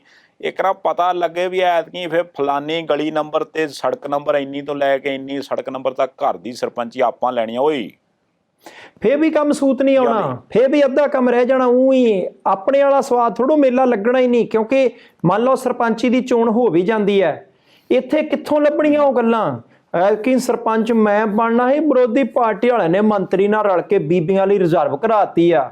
ਨਹੀਂ ਤਾਂ ਐਤਕੀ ਤਾਂ ਕੰਮ ਬੜਾ ਦੇਖਿਓ ਚੱਲਣਾ ਹੀ ਕੰਮ। ਮੈਂ ਤਾਂ ਐਤਕੀ ਸਾਰੀ ਗੱਲ ਕੀਤੀ, ਉਹ ਵੀ ਬੰਦੇ ਸੈੱਟ ਕਰ ਲਏ ਸੀ, ਉਹਦੀ ਭੂਆ ਤੋਂ ਕਹਾਤਾ ਸੀ, ਉਹਦਾ ਮਾਸੜ ਆਪਣਾ ਪੁਰਾਣਾ ਵੇਲੀ ਉਹਨੂੰ ਗੰਨੇ ਦੀਆਂ ਪਰਚੀਆਂ ਲੈਤੀਆਂ ਸੀ, ਉਹਦੇ ਨਿੱਕੇ ਨਿਆਣੇ ਦਾ ਰਾਸ਼ਨ ਕਾਰਡ ਨਹੀਂ ਸੀ ਬਣਦਾ, ਨਾਂ ਨਹੀਂ ਸੀ ਵਿੱਚ ਪੈਂਦਾ, ਮੈਂ ਉਹ ਵੀ ਵਿੱਚੋਂ ਹੋ ਕੇ ਕਰਾਤਾ ਸੀ। ਸਰਪੰਚ ਤਾਂ ਐਤਕੀ ਵੱਟ ਤੇ ਪਏ ਸੀ, ਐਂਡ 'ਚ ਆ ਕੇ ਰਿਜ਼ਰਵ ਹੋ ਗਿਆ ਬੀਬੀਆਂ ਦੇ ਲਈ। ਤੇ ਮੈਂ ਕਿਹਾ ਕਿੱਥੇ ਘਰ ਦੀਆਂ ਬੀਬੀਆਂ ਬਾਹਰ ਤੁਰੀਆਂ ਫਿਰਨਗੀਆਂ, ਫੇਰ ਹਟ ਗਿਆ ਮੈਂ ਪਿੱਛੇ। ਇਹ ਔਖਾ ਯਾਰ ਭਰਾਵਾ, ਇਹ ਕੈਨੇਡਾ ਜੇ ਹਿਸਾਬ 'ਚ ਨਹੀਂ ਆਉਂਦਾ। ਚਲੋ ਕੋਈ ਗੱਲ ਨਹੀਂ, ਇਹ ਜਦੋਂ ਕਿਤੇ ਮੇਰਾ ਗੇੜਾ ਲੱਗਾ ਨਾ, ਮੈਨੂੰ ਥੋੜਾ ਜਿਹਾ ਸਮਝ ਲੈਣ ਦਿਓ ਇਹਦਾ ਪ੍ਰੋਗਰਾਮ ਜਿਹਾ, ਫਿਰ ਮੈਂ ਤੁਹਾਨੂੰ ਮਹੀਨੇ 'ਚ ਹੀ ਦੱਸ ਦੇਣਾ ਵੀ ਇਹ ਕਿਹੜੇ ਹਿਸਾਬ ਨਾਲ ਕਿੱਧਰ ਨੂੰ ਕਹਾਣੀ ਚੱਲਣੀ ਆ। ਤੁਸੀਂ ਪਤਾ ਨਹੀਂ ਇੰਨਾ ਮਹੀਨੇ ਜਾ ਕੇ ਵੀ ਉੱਥੇ ਕੀ ਕਰੀ ਜਾਂਦੇ, ਕੋਈ ਫਾਇਦਾ ਨਹੀਂ ਹੋਇਆ ਤੁਹਾਡੇ ਜਾਣ ਦਾ। ਘੱਟੋ ਘੱਟ ਸਰਪੰਚੀ ਤੇ ਕਰਾਓ ਉੱਥੇ। ਹੈ ਮੇਰੀ ਗੱਲ ਸੁਣੋ, ਮੈਂ ਇਸ ਗੱਲੋਂ ਖਿਮਾ ਦਾ ਜਾ ਚੱਕਾਂ, ਕਿਉਂਕਿ ਗੁਰਪ੍ਰੀਤ ਸੰਧਾਲੀਆ ਮੈਨੂੰ ਤੀਜੇ ਮਹੀਨੇ, ਮੈਂ ਇੱਥੇ ਕਰੋਨਾ ਕਰਕੇ ਫਸ ਗਿਆ ਤੇ ਗੁਰਪ੍ਰੀਤ ਸੰਧਾਲੀਆ ਹੋਰੀ ਤੀਜੇ ਮਹੀਨੇ ਹੀ, ਭਾ ਤੂੰ ਗਿਆ, ਭਾ ਦੇ ਗਏ ਦਾ ਕੀ ਫਾਇਦਾ, ਕਾਗਜ਼ ਘੱਲ ਯਾਰ, ਇੱਥੇ ਗੱਲ ਕਿਹੜੀ ਆ, ਮੈਨੂੰ ਹੋਰ ਦੱਸ ਕੇ। ਤੇ ਮੈਂ ਕਿਹਾ ਭਾਈ, ਫੇਰ ਮੈਂ ਦੱਸਿਆ ਵੀ ਅਜੇ ਬੰਦੇ ਨਹੀਂ ਆਉਂਦੇ, ਚਲ ਕਾਗਜ਼ ਦਾ ਕੋਈ ਨਹੀਂ, ਫੋਨ ਹੀ ਘੱਲਦੇ, ਫਲਾਣੇ ਦਾ ਮਿੱਤਰ ਗਿਆ ਸੀ, ਫਲਾਣੇ ਦਾ ਭਰਾ ਗਿਆ ਸੀ, ਉਹ ਸਾਰੇ ਕੱਪੜੇ ਕੈਨੇਡੇ ਵਾਲੇ ਪਾਉਂਦਾ। ਉਹ ਮੈਂ ਹੁਣ ਕੀ ਦੱਸਾਂ, ਮੇਰੇ ਕੋਲ ਤਾਂ ਜਰਾਬਾਂ ਉਹੀ ਪਾਈ ਜਿਹੜੀਆਂ ਮੈਂ ਇੰਡੀਆ ਤੋਂ ਲੈ ਕੇ ਗਿਆ ਸੀ। ਇਸ ਕਰਕੇ ਮਾਫੀ ਆ ਪਾ, ਸਾਰਿਆਂ ਦੇ ਸਾਹਮਣੇ ਮੰਗ ਲਈ ਆ, ਕਾਗਜ਼ ਭੇਜਣ ਜੋਗਾ ਮੈਂ ਅਜੇ ਹੈ ਨਹੀਂ। ਮਤਲਬ ਕੁੱਲ ਮਿਲਾ ਕੇ 62 ਹੋਰਾਂ ਨੇ ਅੱਜ ਬਾਹਾਂ ਖੜੀਆਂ ਕਰਤੀਆਂ ਵੀ ਭਾਈ ਸਾਹਿਬ, ਨਾ ਮੈਂ ਕਾਗਜ਼ ਘੱਲਾਂ, ਨਾ ਮੈਂ ਫੋਨ ਘੱਲਾਂ। ਉਹ ਕੋਈ ਉਹ ਭੇਡਦੀ ਉਹਨਾਂ ਵਾਲੀ ਕੋਈ ਜਾਗ ਨਹੀਂ, ਘੱਲ ਦਿਓ ਯਾਰ, ਗਾਂ ਕਦੇ ਜਨਵਰੀ ਨੂੰ ਪਾ ਲਾਂਗੇ ਕਿਤੇ ਧੁੰਦਾਂ 'ਚ ਜਾਂਦੇ। ਉਹ ਤੇ ਆਉਂਦੀ ਕਿ ਨਹੀਂ, ਉਹ ਵੀ ਨਹੀਂ ਆਉਂਦੀ। ਤੁਸੀਂ ਲਿਖ ਕੇ ਮੰਗ ਪੱਤਰ ਦੇ ਦਿਓ, ਤਾਂ ਅਰਜ਼ੀ ਇੱਥੇ ਫੜਾ ਦਿਓ, ਪਿੱਛੇ ਮੈਂ ਕਰ ਲਾਂਗਾ ਵਿਚਾਰ। ਅੱਜ ਤਾਂ ਅਸੀਂ ਮੀਟਿੰਗ 'ਚ ਆ, ਕਿਤੇ ਤੁਸੀਂ ਆਪਣੀ ਜ਼ਰੂਰ ਅਰਜ਼ੀ ਦਿਓ, ਭਾਵੇਂ ਤੁਹਾਨੂੰ ਜਾਕਟ ਚਾਹੀਦੀ ਆ, ਭਾਵੇਂ ਤੁਸੀਂ ਇੱਥੇ ਆਉਣਾ ਚਾਹੁੰਦੇ ਆ, ਅਸੀਂ ਕਰਦੇ ਆ ਕੋਈ ਪਿੱਛੇ ਜਿਹਾ ਇੱਕ ਇੰਤਜ਼ਾਮ ਕੀਤਾ। ਤੁਸੀਂ ਜਿਹੜੇ ਪੰਜਾਬ ਦੇ ਕਿਸਾਨ ਕੈਨੇਡਾ ਦੇ ਵਿੱਚ ਖੇਤੀ ਕਰਨਾ ਚਾਹੁੰਦੇ ਆ, ਪੰਜਾਬ ਦੀ ਸਰਕਾਰ ਵੀ ਉਦੋਂ ਹੁੰਦੀ ਸੀ, ਇੱਕ ਉਹ ਕਹਿੰਦੀ ਸੀ ਕਿ ਇੱਥੇ ਸ਼ਿਫਟ ਕਰਨੇ ਆ, ਤੁਹਾਡਾ ਨਾਂ ਅਸੀਂ ਕਹਿ ਕੂ ਕਿ ਉਹਨਾਂ ਦੇ ਵਿੱਚ ਪਵਾ ਲਈਆਂ, ਬਿਲਕੁਲ ਫਿਕਰ ਨਹੀਂ ਕਰਨਾ, ਸਾਰਾ ਕੁਝ ਠੀਕ ਹੋ ਜਾਏਗਾ। ਇਹ ਬਾਟ ਸਾਹਿਬ, ਇਹ ਤੁਸੀਂ ਸਾਨੂੰ ਪੰਜਾਬ ਵਾਲੇ ਲਾਰੇ ਲਾਉਨੇ ਆ, ਤੇ ਜਿੱਦਣ ਮੈਂ ਪੰਜਾਬ ਵਾਲੇ ਲਾਰੇ ਤੁਹਾਨੂੰ ਲਾਉਣੇ ਸ਼ੁਰੂ ਕਰਤੇ ਨਾ, ਫੇਰ ਤੁਸੀਂ ਵੇਖਣਾ, ਜਿੱਦਣ ਅਗਲਿਆਂ ਨੇ ਲੰਘਣ ਹੀ ਨਾ ਦਿੱਤਾ ਬੂਆ। ਕੀ ਆਂਦੇ? ਨਹੀਂ, ਗੱਲ ਤਾਂ ਤੁਹਾਡੀ ਠੀਕ ਹੈ। ਦੇਖੋ, ਗੱਲਾਂ ਸਾਂਝੀਆਂ ਜੀਆਂ ਗੱਲਾਂ ਸੰਧਾਲੀਆ ਸਾਹਿਬ ਹੁੰਦੀਆਂ। ਮੈਂ ਇੱਕ ਬੇਨਤੀ ਕਰਨੀ ਆ, ਮੈਂ ਕਹਿੰਦਾ ਕਿ ਮੈਂ ਇੱਥੇ ਕਿਸੇ ਨਾਲ ਨਾ ਪੰਗਾ ਲੈ ਬੈਠਾ, ਮੈਂ ਭਾਰਤ ਦੀਆਂ ਕਰਨ ਲੱਗ ਪਿਆ ਸਿਫਤਾਂ। ਮੈਂ ਕਿਹਾ ਵੀ ਸਾਡਾ ਦੇਸ਼ ਵੀ ਬੜਾ ਵਧੀਆ, ਉੱਥੇ ਅਨੇਕਤਾ ਦੇ ਵਿੱਚ ਏਕਤਾ ਵਾਲੀ ਗੱਲ ਹੈ, ਉੱਥੇ ਦੇਖੋ ਬਹੁਤ ਸਾਰੀ ਆਬਾਦੀ ਹੈ, ਅਸੀਂ ਫਿਰ ਵੀ ਚੰਗੇ ਰਹਿੰਦੇ ਹਾਂ। ਉਹਨੇ ਮੈਨੂੰ ਨਾ ਪ੍ਰਿੰਟ ਕੱਢ ਕੇ ਇੱਕ ਅਖਬਾਰ ਦੀ ਕਟਿੰਗ ਫੜਾਈ, ਉਹ ਕਹਿੰਦੇ ਆਹ ਦੇਖੋ, ਮੈਂ ਨਿੰਮੋ ਝੂਣਾ, ਮੈਨੂੰ ਗੱਲ ਕੋਈ ਨਾ ਆਵੇ, ਮੈਂ ਭੱਜਾਂ, ਉਹ ਮੈਨੂੰ ਜਾਣ ਨਾ ਦੇਵੇ, ਅਗਲਾ ਕਵੇ ਗੱਲ ਸ਼ੁਰੂ ਕੀਤੀ ਆ ਤੇ ਇੱਥੇ ਗੱਲ ਨਿਬੇੜ ਕੇ ਜਾ, ਹੁਣ ਪੁੱਛੋ ਗੱਲ ਕਿਹੜੀ ਆ। ਇਹ ਦੱਸਣੀ ਪੈਣੀ, ਇਹ ਗੱਲ ਤੇ ਕੰਨ ਖੜੇ ਕਰਨ ਵਾਲੀ ਹੈ ਵੀ ਕੀ ਹੋ ਗਿਆ। ਉਹਨੇ ਕਟਿੰਗ ਕਾਦੀ ਕੱਢੀ ਕਿ ਬਿਹਾਰ ਦੀਆਂ ਵਿਧਾਨ ਸਭਾ ਚੋਣਾਂ, ਉਹ ਕਹਿੰਦੇ ਕਿ ਸਾਰੇ ਉੱਪਰੋਂ ਲੈ ਕੇ ਹੇਠਾਂ ਤੱਕ ਲੀਡਰ ਤੁਹਾਡੇ ਬਿਹਾਰ ਦੇ ਵਿੱਚ ਗਏ ਆ। ਉਹਨੇ ਕੱਢ ਲਈ ਉੱਥੋਂ ਸਹੂਲਤਾਂ ਦੀ ਗੱਲ। ਉਹ ਕਹਿੰਦੇ ਦੇਖੋ, ਉੱਥੇ ਇੱਕ ਬੰਦਾ ਕਹਿੰਦਾ ਮੈਂ 10 ਲੱਖ ਰੁਜ਼ਗਾਰ ਦੇ ਦੇਣਾ, ਤੇਜਸਵੀ ਯਾਦਵ। ਇੱਧਰ ਭਾਰਤੀ ਜਨਤਾ ਪਾਰਟੀ ਵਾਲੇ ਕਹਿੰਦੇ 19 ਲੱਖ ਬੰਦਾ ਭਰਤੀ ਕਰ ਦੇਣਾ। ਕਹਿੰਦੇ ਜੀ ਭਾਰਤ ਵਧੀਆ ਹੀ ਬਹੁਤ ਬਣਾਤਾ। ਰਿਪੋਰਟ ਅਸਲ 'ਚ ਕੀ ਸੀ? ਰਿਪੋਰਟ ਇਹ ਸੀ ਕਿ ਅਜੇ ਤੱਕ ਵੀ ਬਿਹਾਰ ਦੇ ਬਹੁਤੇ ਲੋਕ ਝੋਲਾ ਛਾਪ ਡਾਕਟਰਾਂ ਤੋਂ ਇਲਾਜ ਕਰਾਉਂਦੇ ਆ। ਪਤਾ ਨਹੀਂ ਉੱਥੇ ਸੁਸ਼ਾਸਨ ਬਾਬੂ ਦਾ ਰਾਜ ਹੈ, ਪਤਾ ਨਹੀਂ ਬੀਜੇਪੀ ਦਾ ਰਾਜ ਹੈ ਕਿ ਕਿਹਦਾ ਰਾਜ ਹੈ। ਦੇਖੋ, ਇੱਕ ਪਾਸੇ ਇਹ ਕਹੀ ਜਾਣਾ ਕਿ ਕਿਸਾਨਾਂ ਨੂੰ ਆਹ ਕਰ ਦਿਆਂਗੇ, ਖੁੱਲੀ ਮੰਡੀ ਦੇਤੀ, MSP ਦੇਤੀ। ਸੰਧਾਲੀਆ ਸਾਹਿਬ, ਰਿਪੋਰਟ ਦੇ ਵਿੱਚ ਇੱਕ ਗੱਲ ਦਾ ਜ਼ਿਕਰ ਸੀ, ਸੁਵਾਨ ਉੱਥੇ ਦਾ ਇੱਕ ਜ਼ਿਲ੍ਹਾ, ਉਸ ਜ਼ਿਲ੍ਹੇ ਦਾ SMO ਜਾਣੀ ਕਿ ਸਰਕਾਰੀ ਹਸਪਤਾਲਾਂ ਦਾ ਜਿਹੜਾ ਹੈੱਡ, ਉਹਨੇ ਲਿਖਤੀ ਰੂਪ ਦੇ ਵਿੱਚ ਇੱਕ ਚਿੱਠੀ ਭੇਜੀ ਸੀ ਜਦੋਂ ਕਰੋਨਾ ਫੈਲਿਆ ਸੀ। ਚਿੱਠੀ ਕੀ ਭੇਜੀ ਕਿ ਕਰੋਨਾ ਦੇ ਮਰੀਜ਼ਾਂ ਦੇ ਉੱਤੇ ਕਾਬੂ ਪਾਉਣ ਦੇ ਲਈ, ਉਹਨਾਂ ਦਾ ਇਲਾਜ ਕਰਨ ਦੇ ਲਈ ਆਹ ਜਿਹੜੇ ਝੋਲਾ ਛਾਪ ਡਾਕਟਰ ਨੇ ਉਹਨਾਂ ਤੋਂ ਸਹਾਇਤਾ ਲਈ ਜਾਵੇ। ਇਹਦਾ ਮਤਲਬ ਹੈ ਕਿ ਸਰਕਾਰੀ ਤੌਰ ਤੇ ਅਸੀਂ ਇੰਨੇ ਪੰਗੂ ਹੋ ਗਏ। ਹੋਰ ਸੁਣ ਲਓ, ਇੱਕ ਹੋਰ ਜ਼ਿਲ੍ਹਾ, ਉਸ ਜ਼ਿਲ੍ਹੇ ਦਾ ਇੱਕ ਡਾਕਟਰ ਜਿੱਥੇ ਕਈਆਂ ਜ਼ਿਲ੍ਹਿਆਂ ਦੇ ਲੋਕ ਆਉਂਦੇ ਆ, ਉਹਨੂੰ ਪੁੱਛਿਆ ਜੀ ਤੇਰੇ ਕੋਲ ਡਿਗਰੀ ਕਿਹੜੀ ਆ? ਆ ਤੂੰ ਪਰਚੀ ਜਿਹਦੀ ਤੇ ਦਵਾਈ ਲਿਖ ਕੇ ਦਿੰਨਾ, ਇਹਦੇ ਉੱਤੇ ਆ ਨੰਬਰ ਕਾਹਦਾ ਲਿਖਿਆ? ਰਜਿਸਟ੍ਰੇਸ਼ਨ ਨੰਬਰ ਨਹੀਂ। ਕਹਿੰਦਾ ਇਹ ਤਾਂ ਮੈਂ ਜਦੋਂ BA ਕਰਦਾ ਸੀ ਉਦੋਂ ਯੂਨੀਵਰਸਿਟੀ ਦਾ ਰੋਲ ਨੰਬਰ ਆ। ਤੇਰੇ ਕੋਲ ਡਿਗਰੀ ਕਾਹਦੀ ਆ? ਉਹ ਕਹਿੰਦਾ ਮੈਂ 12 ਸਾਲ MBBS ਡਾਕਟਰ ਦੇ ਕੋਲ ਸਹਾਇਕ ਵਜੋਂ ਕੰਮ ਕੀਤਾ ਤੇ ਸਾਡੇ ਸੰਵਿਧਾਨ ਦੀ ਧਾਰਾ 62 ਕਹਿੰਦੀ ਹੈ ਕਿ ਜੇ ਤੁਸੀਂ ਇੰਨੇ ਸਾਲ ਕੰਮ ਕੀਤਾ ਤਾਂ ਤੁਸੀਂ ਫਿਰ ਡਾਕਟਰੀ ਕਰ ਸਕਦੇ ਆ। ਉਹ ਧਾਰਾ ਹੀ ਨਹੀਂ ਲੱਭੀ ਸਾਨੂੰ ਅੱਜ ਤੱਕ ਜਿੱਥੇ ਇਹ ਕੁਝ ਲਿਖਿਆ। ਇਸ ਕਰਕੇ ਲੀਡਰ ਬਿਹਾਰ ਨੂੰ ਜਾਂਦੇ ਆ, ਕਿਰਪਾ ਕਰੋ, ਸਾਡਾ ਵਿਦੇਸ਼ ਦੇ ਵਿੱਚ ਵੀ ਕੰਮ ਔਖਾ ਹੁੰਦਾ, ਵਾਧੇ ਬੂਧੇ ਹਿਸਾਬ ਦੇ ਕਰਿਆ ਕਰੋ ਭਾਈ। ਦੇਖੋ ਬਾਟ ਸਾਹਿਬ, ਜਿਹੜੀ ਤੇ ਆ ਨਾ ਉਹ 12 ਸਾਲਾਂ ਵਾਲੀ ਗੱਲ, ਉਹ ਤੇ ਹੋ ਸਕਦਾ ਵੀ ਸਾਡੇ ਇੱਥੋਂ ਕਿਤੇ ਪੰਜਾਬੋਂ ਤੁਰੀ ਹੋਵੇ ਤੇ ਘੁੰਮਦੀ ਘਮਾਉਂਦੀ ਜਦੋਂ ਉੱਥੇ ਪਹੁੰਚੀ ਹੋਵੇ ਤੇ ਕਿਸੇ ਨੇ ਹਿੰਦੀ 'ਚ ਸਮਝਾਉਣ ਦਾ ਕਰਕੇ ਉਹ ਬੰਦੇ ਨੂੰ ਦੱਸਤਾ ਹੋਣਾ। ਉਹ ਕਿਹਾ ਕਿਸੇ ਨੇ ਇਹ ਹੋਣਾ ਵੀ ਯਾਰ ਉੱਥੇ 68 ਨੇ ਪੰਜਾਬ ਦੇ ਵਿੱਚ ਬੜੇ ਨਜ਼ਾਰੇ ਗੁਰੂਆ, ਤੇ ਉਹ 68 ਤੋਂ 62 ਹੀ ਚੇਤੇ ਰਹਿ ਗਿਆ। ਤੇ ਜਿਹੜੀ ਰਹੀ 12 ਸਾਲਾਂ ਦੀ ਗੱਲ, ਉਹ ਇੱਧਰ ਕਿਸੇ ਨੇ ਕਹਿ ਦੇਣਾ ਵੀ ਯਾਰ 12 ਸਾਲਾਂ ਦੀ ਰੂੜੀ ਦੀ ਵੀ ਸੁਣੀ ਜਾਂਦੀ ਹੈ, ਤੇ ਉੱਥੋਂ ਕਿਸੇ ਨੇ ਅੰਦਾਜ਼ਾ ਲਾਇਆ ਨਾ ਵੀ ਯਾਰ ਜੇ ਰੂੜੀ ਦੀ ਵੀ ਸੁਣੀ ਜਾਂਦੀ ਹੈ ਤੇ ਬੰਦਾ ਜਿਹੜਾ ਕੋਈ 12 ਸਾਲ ਕੋਈ ਸੂਈ ਲਾਉਂਦਾ ਰਿਹਾ, ਕੋਈ ਗੋਲੀ ਗੱਟਾ ਦਿੰਦਾ ਰਿਹਾ, ਉਹਨੂੰ ਹਿਸਾਬ ਤੇ ਆ ਹੀ ਗਿਆ ਹੋਣਾ ਵੀ ਤਾਪ ਚੜੇ ਤੋਂ ਕੀ ਕਰਨਾ, ਢਿੱਡ ਪੀੜ ਤੋਂ ਕੀ ਕਰਨਾ, ਗੱਟਾ ਦੁਖਦਾ ਹੋਵੇ ਫਿਰ ਕੀ ਕਰਨਾ, ਜੇ ਕੋਈ ਸੱਟ ਪੇਟ ਲੱਗ ਜੇ ਤੇ ਕਿਹੜੀ ਮਰਮ ਪੱਟੀ ਕਰਨੀ ਹੈ। ਹੋ ਸਕਦਾ ਇਹਦੇ ਚੋਂ ਕੋਈ ਉਹਨਾਂ ਦੀ ਚੀਜ਼ ਨਿਕਲੀ ਹੋਵੇ, ਸੋਚਣਾ ਤਾਂ ਚਾਹੀਦਾ। ਨਹੀਂ, ਸੋਚਣਾ ਚਾਹੀਦਾ, ਗੱਲ ਬੜੀ ਠੀਕ ਹੈ। ਉਹਨੇ ਹੋਰ ਗੱਲ ਮੈਨੂੰ ਕੱਢ ਕੇ ਮੂਹਰੇ ਰੱਖਤੀ, ਜਿਹੜਾ ਜੀਤਨ ਰਾਮ ਮਾਂਝੀ ਇੱਕ ਵਾਰੀ ਮੁੱਖ ਮੰਤਰੀ ਬਣਿਆ ਸੀ, ਬਾਅਦ 'ਚ ਉਹਦਾ ਕੁਰਸੀ ਛੱਡਣ ਨੂੰ ਜੀ ਨਹੀਂ ਸੀ ਕਰਦਾ, ਉਹਨੇ ਉਹਦੀ ਇੱਕ ਸਟੇਟਮੈਂਟ ਕੱਢ ਕੇ ਦਿਖਾਈ, ਪ੍ਰਿੰਟ ਕੱਢ ਕੇ, ਬੜਾ ਕੋਰੇ ਕਾਗਜ਼ ਤੇ। ਸਟੇਟਮੈਂਟ 'ਚ ਲਿਖਿਆ ਸੀ ਕਿ ਜੇ ਤੁਸੀਂ ਲੋਕੋ ਸਾਡੀ ਸਰਕਾਰ ਬਣਾ ਦਿਓਗੇ, ਅਸੀਂ ਤੁਹਾਨੂੰ ਡਾਕਟਰ BR ਅੰਬੇਦਕਰ ਸਾਹਿਬ ਦੇ ਨਾਂ ਤੇ ਮੁਫਤ ਸਮਾਰਟਫੋਨ ਦੇਵਾਂਗੇ। ਮੈਂ ਕਿਹਾ ਅਗਲੇ ਨੇ ਵਾਅਦਾ ਕੀਤਾ, ਪੂਰਾ ਕਰ ਲੈਣਗੇ। ਉਹ ਕਹਿੰਦੇ ਪੰਜਾਬ 'ਚ ਦੱਸ ਕਿਹਨੂੰ ਮਿਲਿਆ? ਸਾਰਿਆਂ ਨੂੰ ਮਿਲ ਗਏ। 3.5 ਸਾਲ ਹੋ ਗਿਆ ਤੁਹਾਡੀ ਸਰਕਾਰ ਬਣੀ ਨੂੰ। ਹੁਣ ਮੈਨੂੰ ਇਹ ਨਹੀਂ ਸਮਝ ਆਉਂਦੀ, ਸੰਧਾਲੀਆ ਸਾਹਿਬ ਜਦੋਂ ਉਹਨੇ ਮੈਂ ਪਾਣੀਓ ਪਾਣੀ, ਮੈਂ ਭੱਜਣ ਨੂੰ ਫਿਰਾਂ, ਉਹਨੇ ਕਾਲਰੋਂ ਫੜ ਲਿਆ, ਕਹਿੰਦਾ ਜਾਣਾ ਕਿੱਥੇ ਆ, ਇੱਥੇ ਆ ਕੇ ਗੱਲ ਕਰ। ਉਹ ਕਹਿੰਦਾ ਦਵਾਈ ਅਜੇ ਤੁਹਾਡੇ ਬਣੀ ਨਹੀਂ, ਤਾਂ ਬਿਹਾਰ ਦੇ ਵਿੱਚ ਜਾ ਕੇ ਵਾਅਦੇ ਤੁਸੀਂ ਇਹ ਕਰੀ ਜਾਂਦੇ ਆ, ਜੇ ਸਾਡੀ ਸਰਕਾਰ ਬਣੂਗੀ ਅਸੀਂ ਕਰੋਨਾ ਦੀ ਦਵਾਈ ਤੁਹਾਨੂੰ ਬਿਲਕੁਲ ਮੁਫਤ ਦੇਵਾਂਗੇ। ਹੁਣ ਦੱਸੋ ਭਲਾ ਕੀ ਜਵਾਬ ਦੇਵੇ? ਮੈਂ ਤਾਂ ਉਦੋਂ ਦਾ ਮਾਸਕ ਲਾ ਕੇ ਨਿਕਲਦਾ ਪਾ, ਮੇਰਾ ਬੜਾ ਔਖਾ। ਗੱਲ ਪਤਾ ਕੀ ਹੈ ਬਾਠ ਸਾਹਿਬ, ਤੁਸੀਂ ਇਹੋ ਜਿਹੀ ਗੱਲ ਤੇ ਬਹਿਸ ਉੱਕੀ ਨਹੀਂ ਕਰਨੀ। ਅਗਲਾ ਬੰਦਾ ਜੇ ਆਖੇ ਨਾ ਵੀ ਇੱਥੇ ਇੱਦਾਂ ਇੱਥੇ ਇੱਦਾਂ, ਆਖੇ ਤੁਸੀਂ ਬਿਲਕੁਲ ਠੀਕ ਕਹਿੰਦੇ ਮਹਾਰਾਜ, ਇੱਦਾਂ ਹੀ ਹੈ। ਕਿਉਂਕਿ ਜੇ ਤੁਸੀਂ ਉਸ ਮੁੱਦੇ ਤੇ ਬਹਿਸੋਗੇ, ਜਿਹੜੇ ਮੁੱਦੇ ਦਾ ਜਵਾਬ ਦੇਣਾ ਲੀਡਰਾਂ ਦਾ ਬਣਦਾ, ਤੇ ਫਿਰ ਤੁਸੀਂ ਤੇ ਕਾਬੂ ਆਉਣਾ ਹੀ ਹੈ। ਕਿਉਂਕਿ ਉਹ ਸਵਾਲ ਆਪਾਂ ਨੂੰ ਕਰਨ ਵਾਲੇ ਨਹੀਂ ਹੈਗੇ, ਅਸਲ 'ਚ ਉਹ ਬੰਦਾ ਖਿਜਿਆ ਤਪਿਆ ਲੀਡਰਾਂ ਤੋਂ ਆ, ਤੇ ਉਹ ਜਵਾਬ ਭਾਲਦਾ। ਤੇ ਜਦੋਂ ਤੁਸੀਂ ਲੀਡਰਾਂ ਵਾਲੇ ਪਾਸਿਓਂ ਕੋਈ ਅੱਧਾ ਪੌਣਾ ਜਵਾਬ ਵੀ ਦਿੱਤਾ, ਉਹਨੇ ਨਾਲ ਹੀ ਕਾਲਰੋਂ ਤੇ ਫੜਨਾ ਵੀ ਵੀਰ ਤੂੰ ਬਹਿ ਪਹਿਲੇ ਤੇ ਸਮਝਾ ਮੈਨੂੰ ਵੀ ਤੂੰ ਕਿਹੜੇ ਹਿਸਾਬ 'ਚ ਕਹਿਣਾ, ਇਸ ਕਰਕੇ ਅੱਗੇ ਤੋਂ ਮੇਰੀ ਸਲਾਹ ਮੰਨੋ ਭਰਾਵਾਂ ਵਾਲੀ, ਜਿਹੜੀ ਚੀਜ਼ ਲੀਡਰਾਂ ਦੇ ਜਵਾਬ ਦੇਣ ਵਾਲੀ ਹੈ ਨਾ, ਉਹਨੂੰ ਕਹੋ ਵੀ ਇਹ ਭਾ ਲੀਡਰਾਂ ਨੂੰ ਚਿੱਠੀ ਪਾਓ, ਉਹ ਜਵਾਬ ਦੇਣਗੇ। ਪਰ ਇੱਥੇ ਨਾ ਇੱਕ ਗੱਲ ਮੇਰੇ ਦਿਮਾਗ 'ਚ ਆਉਂਦੀ ਸੀ, ਤੁਸੀਂ ਉਹਨੇ ਕਿਹਾ ਨਾ ਕਿ ਝੋਲਾ ਛਾਪ ਡਾਕਟਰ, ਮੈਨੂੰ ਲੱਗਦਾ ਬਾਠ ਸਾਹਿਬ ਕਿ ਜਿਹੜਾ ਇਹ ਭਾਰਤ ਦੇਸ਼ ਮਹਾਨ ਹੈ ਨਾ, ਈਵਨ ਵਿੱਚ ਹੀ ਪੰਜਾਬ ਆਪਾਂ ਲਾ ਲਈਏ, ਜੇ ਬਚਿਆ ਆਉਂਦਾ, ਜੇ ਇੱਥੇ ਜ਼ਿੰਦਗੀ ਮਾੜੀ ਮੋਟ ਸਹਿਕਦੀ ਆ, ਭਾਵੇਂ ਔਖੀ ਆ ਭਾਵੇਂ ਸੌਖੀ ਆ, ਭਾਵੇਂ ਕੋਈ ਘੱਟ ਕਮਾਉਂਦਾ ਭਾਵੇਂ ਵੱਧ ਕਮਾਉਂਦਾ, ਤਾਂ ਉਹਦੇ 'ਚ ਯਾਰ ਇਹਨਾਂ ਝੋਲਾ ਛਾਪ ਡਾਕਟਰਾਂ ਦਾ, ਠੀਕ ਹੈ ਲੱਖ ਉਹਨੂੰ ਮਾੜਾ ਕਹੀ ਜਾਣ, ਫਲਾਨੇ ਕੋਲੇ ਆ ਨਹੀਂ ਹੈਗਾ, ਢੀਂਗੜੇ ਕੋਲੇ ਡਿਗਰੀ ਹੈ ਨਹੀਂ, ਪਰ ਉਹਨਾਂ ਦਾ ਰੋਲ ਹੈਗਾ, ਆਪਾਂ ਚਾਹੇ ਮੰਨੀਏ ਚਾਹੇ ਨਾ ਮੰਨੀਏ। ਹੋ ਸਕਦਾ ਵੀ ਤੁਹਾਨੂੰ ਇਹ ਮੇਰੀ ਗੱਲ ਵੱਖਰੀ ਲੱਗੇ, ਪਰ ਮੈਂ ਇੱਕ ਪ੍ਰੈਕਟੀਕਲ ਜੀ ਉਦਾਹਰਨ ਦੇਖੀ, ਉਸ ਤੋਂ ਬਾਅਦ ਇਹ ਗੱਲ ਕਹਿ ਰਿਹਾ। ਨਹੀਂ, ਇਹ ਗੱਲ ਤੁਹਾਡੀ ਬਿਲਕੁਲ ਠੀਕ ਹੈ ਸੰਧਾਲੀਆ ਸਾਹਿਬ। ਇੱਕ ਪ੍ਰੈਕਟੀਕਲੀ ਸਾਇੰਟੀਫਿਕ ਨਜ਼ਰੀਏ ਨਾਲ ਦੇਖੀਏ ਤਾਂ ਭਾਈ ਉਹ ਗੱਲ ਬਣਦੀ ਨਹੀਂ ਕਿ ਭਾਈ ਉਹਨਾਂ ਨੇ ਪੜ੍ਹੇ ਨਹੀਂ, ਉਹਨਾਂ ਨੇ ਡਿਗਰੀ ਨਹੀਂ ਕੀਤੀ। ਪਰ ਦੂਸਰੇ ਪਾਸੇ ਜੇ ਆਪਾਂ ਬਿਲਕੁਲ ਅੱਜ ਹੀ ਸ਼ਟਰ ਮਰਾ ਦਈਏ ਉਹਨਾਂ ਦੇ ਕਿ ਭਾਈ ਤੰਬੂ ਲਪੇਟ ਲਾ, ਜੇ ਤੂੰ ਇੱਥੇ ਕੰਮ ਕੀਤਾ ਦੇਖੀ। ਆਮ ਲੋਕਾਂ ਦੀ ਇੰਨੀ ਸਮਰੱਥਾ ਹੀ ਨਹੀਂ, ਕਿੱਥੇ ਉਹਨਾਂ ਨੇ ਝੋਲਾ ਛਾਪ ਡਾਕਟਰ ਦੇ ਕੋਲੇ ਜਾਣਾ, ਉਹਨੇ 10 ਰੁਪਈਆਂ ਦੀਆਂ 2 ਖੁਰਾਕਾਂ ਦੇ ਦੇਣੀਆਂ ਤੇ ਬੁਖਾਰ ਉਤਰ ਜਾਣਾ। ਲੌਂਗ ਰਨ 'ਚ ਫਾਇਦਾ ਨੁਕਸਾਨ ਉਹ ਵੱਖਰੀ ਗੱਲ ਹੈ, ਪਰ ਜੇ ਉਹੀ ਬੰਦਾ ਤਾਪ ਚੜਿਆ ਮਾੜਾ ਮੋਟਾ ਤੇ ਵੱਡੇ ਹਸਪਤਾਲ ਦਵਾਈ ਲੈਣ ਜਾਊ, ਕਿਉਂਕਿ ਸਰਕਾਰੀ ਹਸਪਤਾਲ 'ਚ ਡਾਕਟਰ ਨਹੀਂ ਲੱਭਣਾ, ਤਾਂ ਜੇ 250-300 ਰੁਪਈਆ ਦੇ ਕੇ ਆਊਗਾ ਤਾਂ 250-300 ਤੋਂ ਉਹਦੀ ਦਿਹਾੜੀ ਨਹੀਂ ਹੋਣੀ। ਇਸ ਕਰਕੇ ਉਹ ਝੋਲਾ ਛਾਪ ਡਾਕਟਰਾਂ ਨੇ ਇੱਕ ਤਰ੍ਹਾਂ ਦਾ ਕਨੈਕਸ਼ਨ ਤਾਂ ਜੋੜਿਆ ਹੋਇਆ।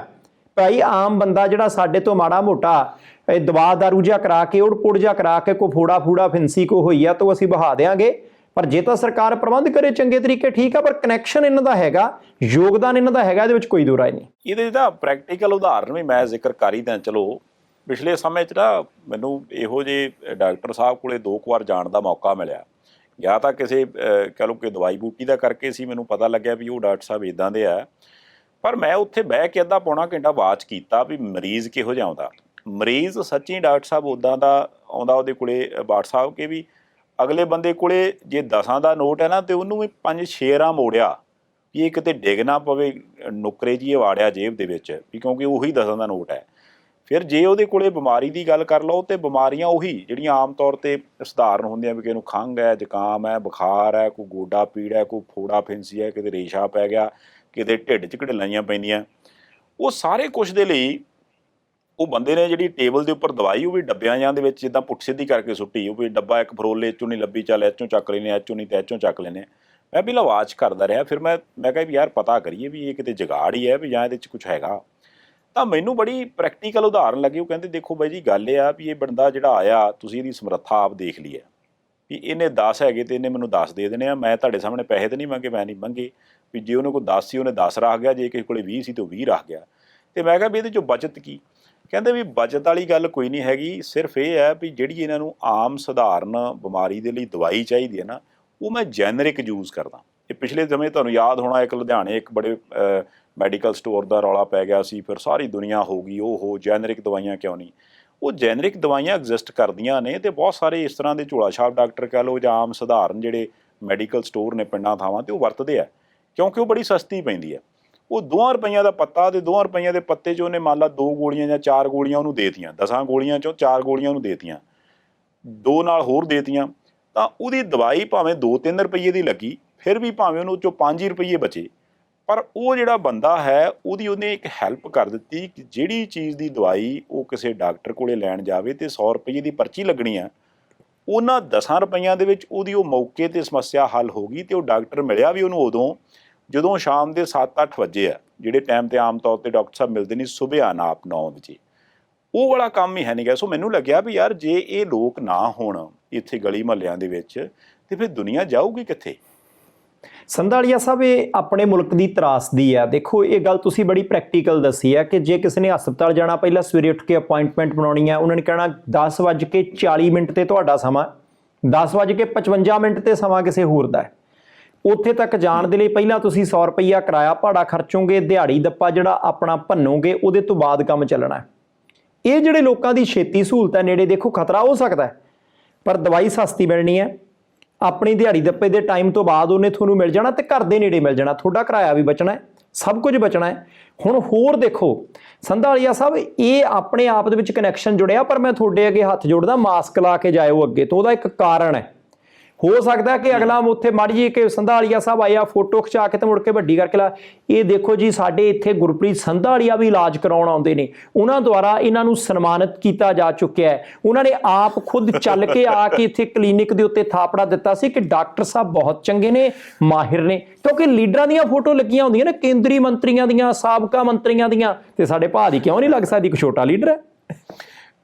ਮੈਂ ਤੁਹਾਡੀ ਗੱਲ ਇਸ ਚੀਜ਼ ਦਾ ਮੈਂ ਅੱਗੇ ਤੋਂ ਇਤਿਆਤ ਰੱਖੂੰਗਾ, ਪਰ ਨਹੀਂ ਆਪਾਂ, ਮੈਨੂੰ ਇਹ ਹੈ ਕਿ ਵੀ ਹਾਸੇ 'ਚ ਗੱਲ ਪਾਉਣ ਨਾਲੋਂ ਨਾ ਮੈਨੂੰ ਬੜੀ ਉਹ ਗੱਲ ਟੁੰਬੀ ਕਿ ਮੈਂ ਕਿਹਾ ਵੀ ਜੇ ਦੇਖਿਆ ਜਾਵੇ ਤਾਂ ਇੱਕ ਪਿੰਡ 'ਚ 4-5 ਤਾਂ ਇਦਾਂ ਦੇ ਹੁੰਦੇ ਹੀ ਆ, ਅਤੇ ਜੇ ਯਾਰ ਉਹ 4-5 ਲੋਕ ਜਾਂ 1-2 ਕੋਈ ਛੋਟੇ ਮੈਡੀਕਲ ਸਟੋਰ ਵਾਲੇ ਉਸ ਪਿੰਡ ਦੀ ਜਾਂ ਆਂਢ ਗੁਆਂਢ ਦੀ ਲਾਗੇ ਬੰਨੇ ਦੀ ਕੋਈ ਨਿੱਕੀ ਮੋਟੀ ਇਦਾਂ ਦੀ ਬਿਮਾਰੀ ਨੂੰ ਜੇ ਠੀਕ ਕਰਕੇ ਜਾਂ ਦਵਾਈ ਬੂਟੀ ਜੈਨਰਿਕ ਦੇ ਕੇ ਟਾਈਮ ਸਾਰੀ ਜਾ ਰਿਹਾ, ਅਤੇ ਸ਼ਾਇਦ ਇਹ ਗੱਲ ਉੱਪਰ ਸਰਕਾਰਾਂ ਤੱਕ ਨਾ ਪਹੁੰਚਦੀ ਹੋਵੇ, ਉਹਨੂੰ ਲੱਗਦਾ ਹੋਵੇ ਕਿ ਨਹੀਂ ਸਾਰਾ ਸਿਸਟਮ ਜੋ ਅਸੀਂ ਬਣਾਇਆ ਹੋਇਆ ਉਹਦੇ ਹਿਸਾਬ ਨਾਲ ਹੀ ਚੱਲ ਰਿਹਾ। ਇਹ ਮੇਰੇ ਖਿਆਲ ਨਾਲ ਇਹਨਾਂ ਚੀਜ਼ਾਂ ਬਾਰੇ ਜ਼ਰੂਰ ਸੋਚਿਆ ਜਾਣਾ ਚਾਹੀਦਾ ਵੀ ਜਿਹੜੀਆਂ ਸਹੂਲਤਾਂ ਭਾਵੇਂ ਇਲੀਗਲ ਤਰੀਕੇ ਨਾਲ ਕਹਿ ਲਓ ਜਾਂ 2 ਨੰਬਰ 'ਚ ਕਹਿ ਲਓ ਜਾਂ ਕਹਿ ਲਓ ਲੋੜ ਦਾ ਕਰਕੇ ਬੰਦਿਆਂ ਨੂੰ ਮਿਲ ਰਹੀਆਂ ਨੇ ਉੱਥੇ, ਉਹਨਾਂ ਸਾਰੀਆਂ ਚੀਜ਼ਾਂ ਬਾਰੇ ਜੇ ਸਰਕਾਰਾਂ ਕੋਈ ਵਾਕਿਆ ਹੀ ਪ੍ਰੈਕਟੀਕਲ ਹੱਲ ਕੱਢ ਦੇਣ ਵੀ ਯਾਰ ਅਸੀਂ ਜੇ ਬੰਦੇ ਕਿਸੇ ਨੇ ਕੋਈ ਇਸ ਤਰ੍ਹਾਂ ਦੀ ਪ੍ਰੈਕਟਿਸ ਕਰਨੀ ਹੈ ਅਤੇ ਉਹ ਇਹੋ ਜਿਹਾ ਉਹਦੇ ਕੋਲੇ ਕੋਰਸ ਹੋਵੇ ਜਾਂ ਇੰਨੀਆਂ ਕੁ ਚੀਜ਼ਾਂ ਉਹ ਫੁੱਲਫਿਲ ਕਰਦਾ ਹੋਵੇ, ਅਤੇ ਉਹਦੇ ਲਈ ਅਸੀਂ ਸਹੂਲਤਾਂ ਉਹਨੂੰ ਦੇ ਦੇਵਾਂਗੇ, ਅਤੇ ਮੇਰੇ ਖਿਆਲ ਨਾਲ ਬਹੁਤ ਹੱਦ ਤੱਕ ਆਪਾਂ ਇਹ ਸਾਰੇ ਕੁਛ ਨੂੰ ਇੰਪਰੂਵ ਕਰ ਸਕਦੇ ਹਾਂ। ਕਿਉਂਕਿ ਜ਼ਰੂਰੀ ਨਹੀਂ ਹੁੰਦਾ ਕਿ ਹਰ ਵੇਲੇ ਹਰੇਕ ਕੰਮ ਨੂੰ ਕਰਨ ਦੇ ਲਈ 20 ਤਰ੍ਹਾਂ ਦੇ ਫਾਰਮ ਹੀ ਭਰੇ ਜਾਣ।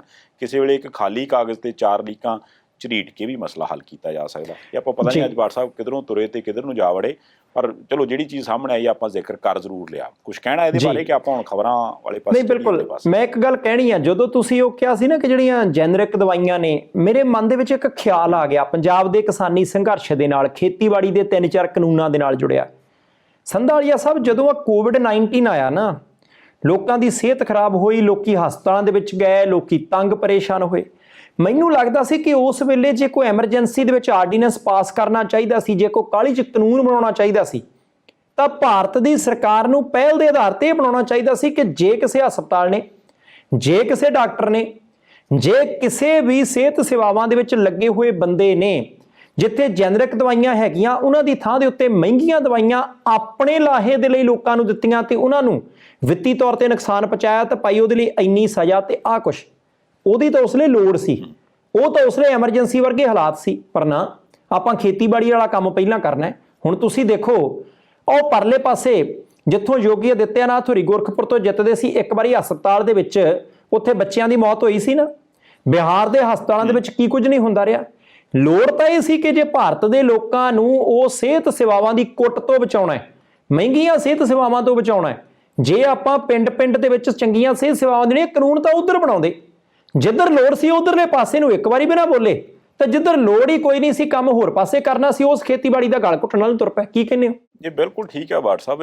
ਇਹ ਮੁਸ਼ਕਲ ਪਤਾ ਕੀ ਹੈ ਜੀ, ਮੈਨੂੰ ਲੱਗਦਾ ਕਿ ਵੀ ਕੋਈ ਮੰਨੇ ਚਾਹੇ ਨਾ ਮੰਨੇ, ਪਰ ਜਿਹੜੀਆਂ ਭਾਰਤ ਦੇਸ਼ ਮਹਾਨ ਦੀਆਂ ਸਰਕਾਰਾਂ ਨੇ, ਲੀਡਰ ਨੇ ਨਾ, ਉਹਨਾਂ ਨੂੰ ਬਾਜ਼ਾਰ ਨੇ ਆਪਣੇ ਹਿਸਾਬ ਨਾਲ ਮੋਲਡ ਕਰ ਲਿਆ, ਜਾਂ ਕਹਿ ਲਓ ਕਿ ਵੀ ਉਹਨਾਂ ਨੂੰ ਬਾਜ਼ਾਰ ਨੇ ਕਾਬੂ ਕਰ ਲਿਆ। ਬਾਜ਼ਾਰ ਫਿਰ ਆਪਣੇ ਹਿਸਾਬ ਨਾਲ ਉਹਨਾਂ ਕੋਲੋਂ ਫੈਸਲੇ ਕਰਾਉਂਦਾ। ਇਹ ਗੱਲ ਬਿਲਕੁਲ ਸਹੀ ਹੈ ਕਿ ਜਦੋਂ ਦਵਾਈਆਂ ਦਾ ਰੌਲਾ ਸੀ ਉਦੋਂ ਦਵਾਈਆਂ ਦੇ ਉੱਪਰ ਆਰਡੀਨੈਂਸ ਆਉਣਾ ਚਾਹੀਦਾ ਸੀ, ਜਦ ਕਿ ਆਇਆ ਖੇਤੀ ਦੇ ਉੱਪਰ। ਪਰ ਹੁਣ ਜਿੱਦਾਂ ਮੈਂ ਸੋਚਦਾ ਹਾਂ ਕਿ ਵੀ ਬਾਜ਼ਾਰ ਕਿਵੇਂ ਸਾਰੇ ਕੁਛ ਨੂੰ ਕੇਟਰ ਕਰਦਾ। ਦੇਖੋ, ਬਾਜ਼ਾਰ ਸ਼ੁਰੂ ਤੋਂ ਲੈ ਕੇ ਤੇ ਐਂਡ ਤੱਕ ਹਰੇਕ ਬੰਦੇ ਨੂੰ ਲਾਲਚ ਦਿੰਦਾ। ਹੁਣ ਜਿੱਦਾਂ ਆਪਾਂ ਜੇ ਦਵਾਈਆਂ ਦੀ ਗੱਲ ਹੀ ਕਰ ਲਈਏ ਤੇ ਜੈਨਰਿਕ ਦਵਾਈਆਂ ਤੇ ਬ੍ਰਾਂਡਡ ਦਵਾਈਆਂ।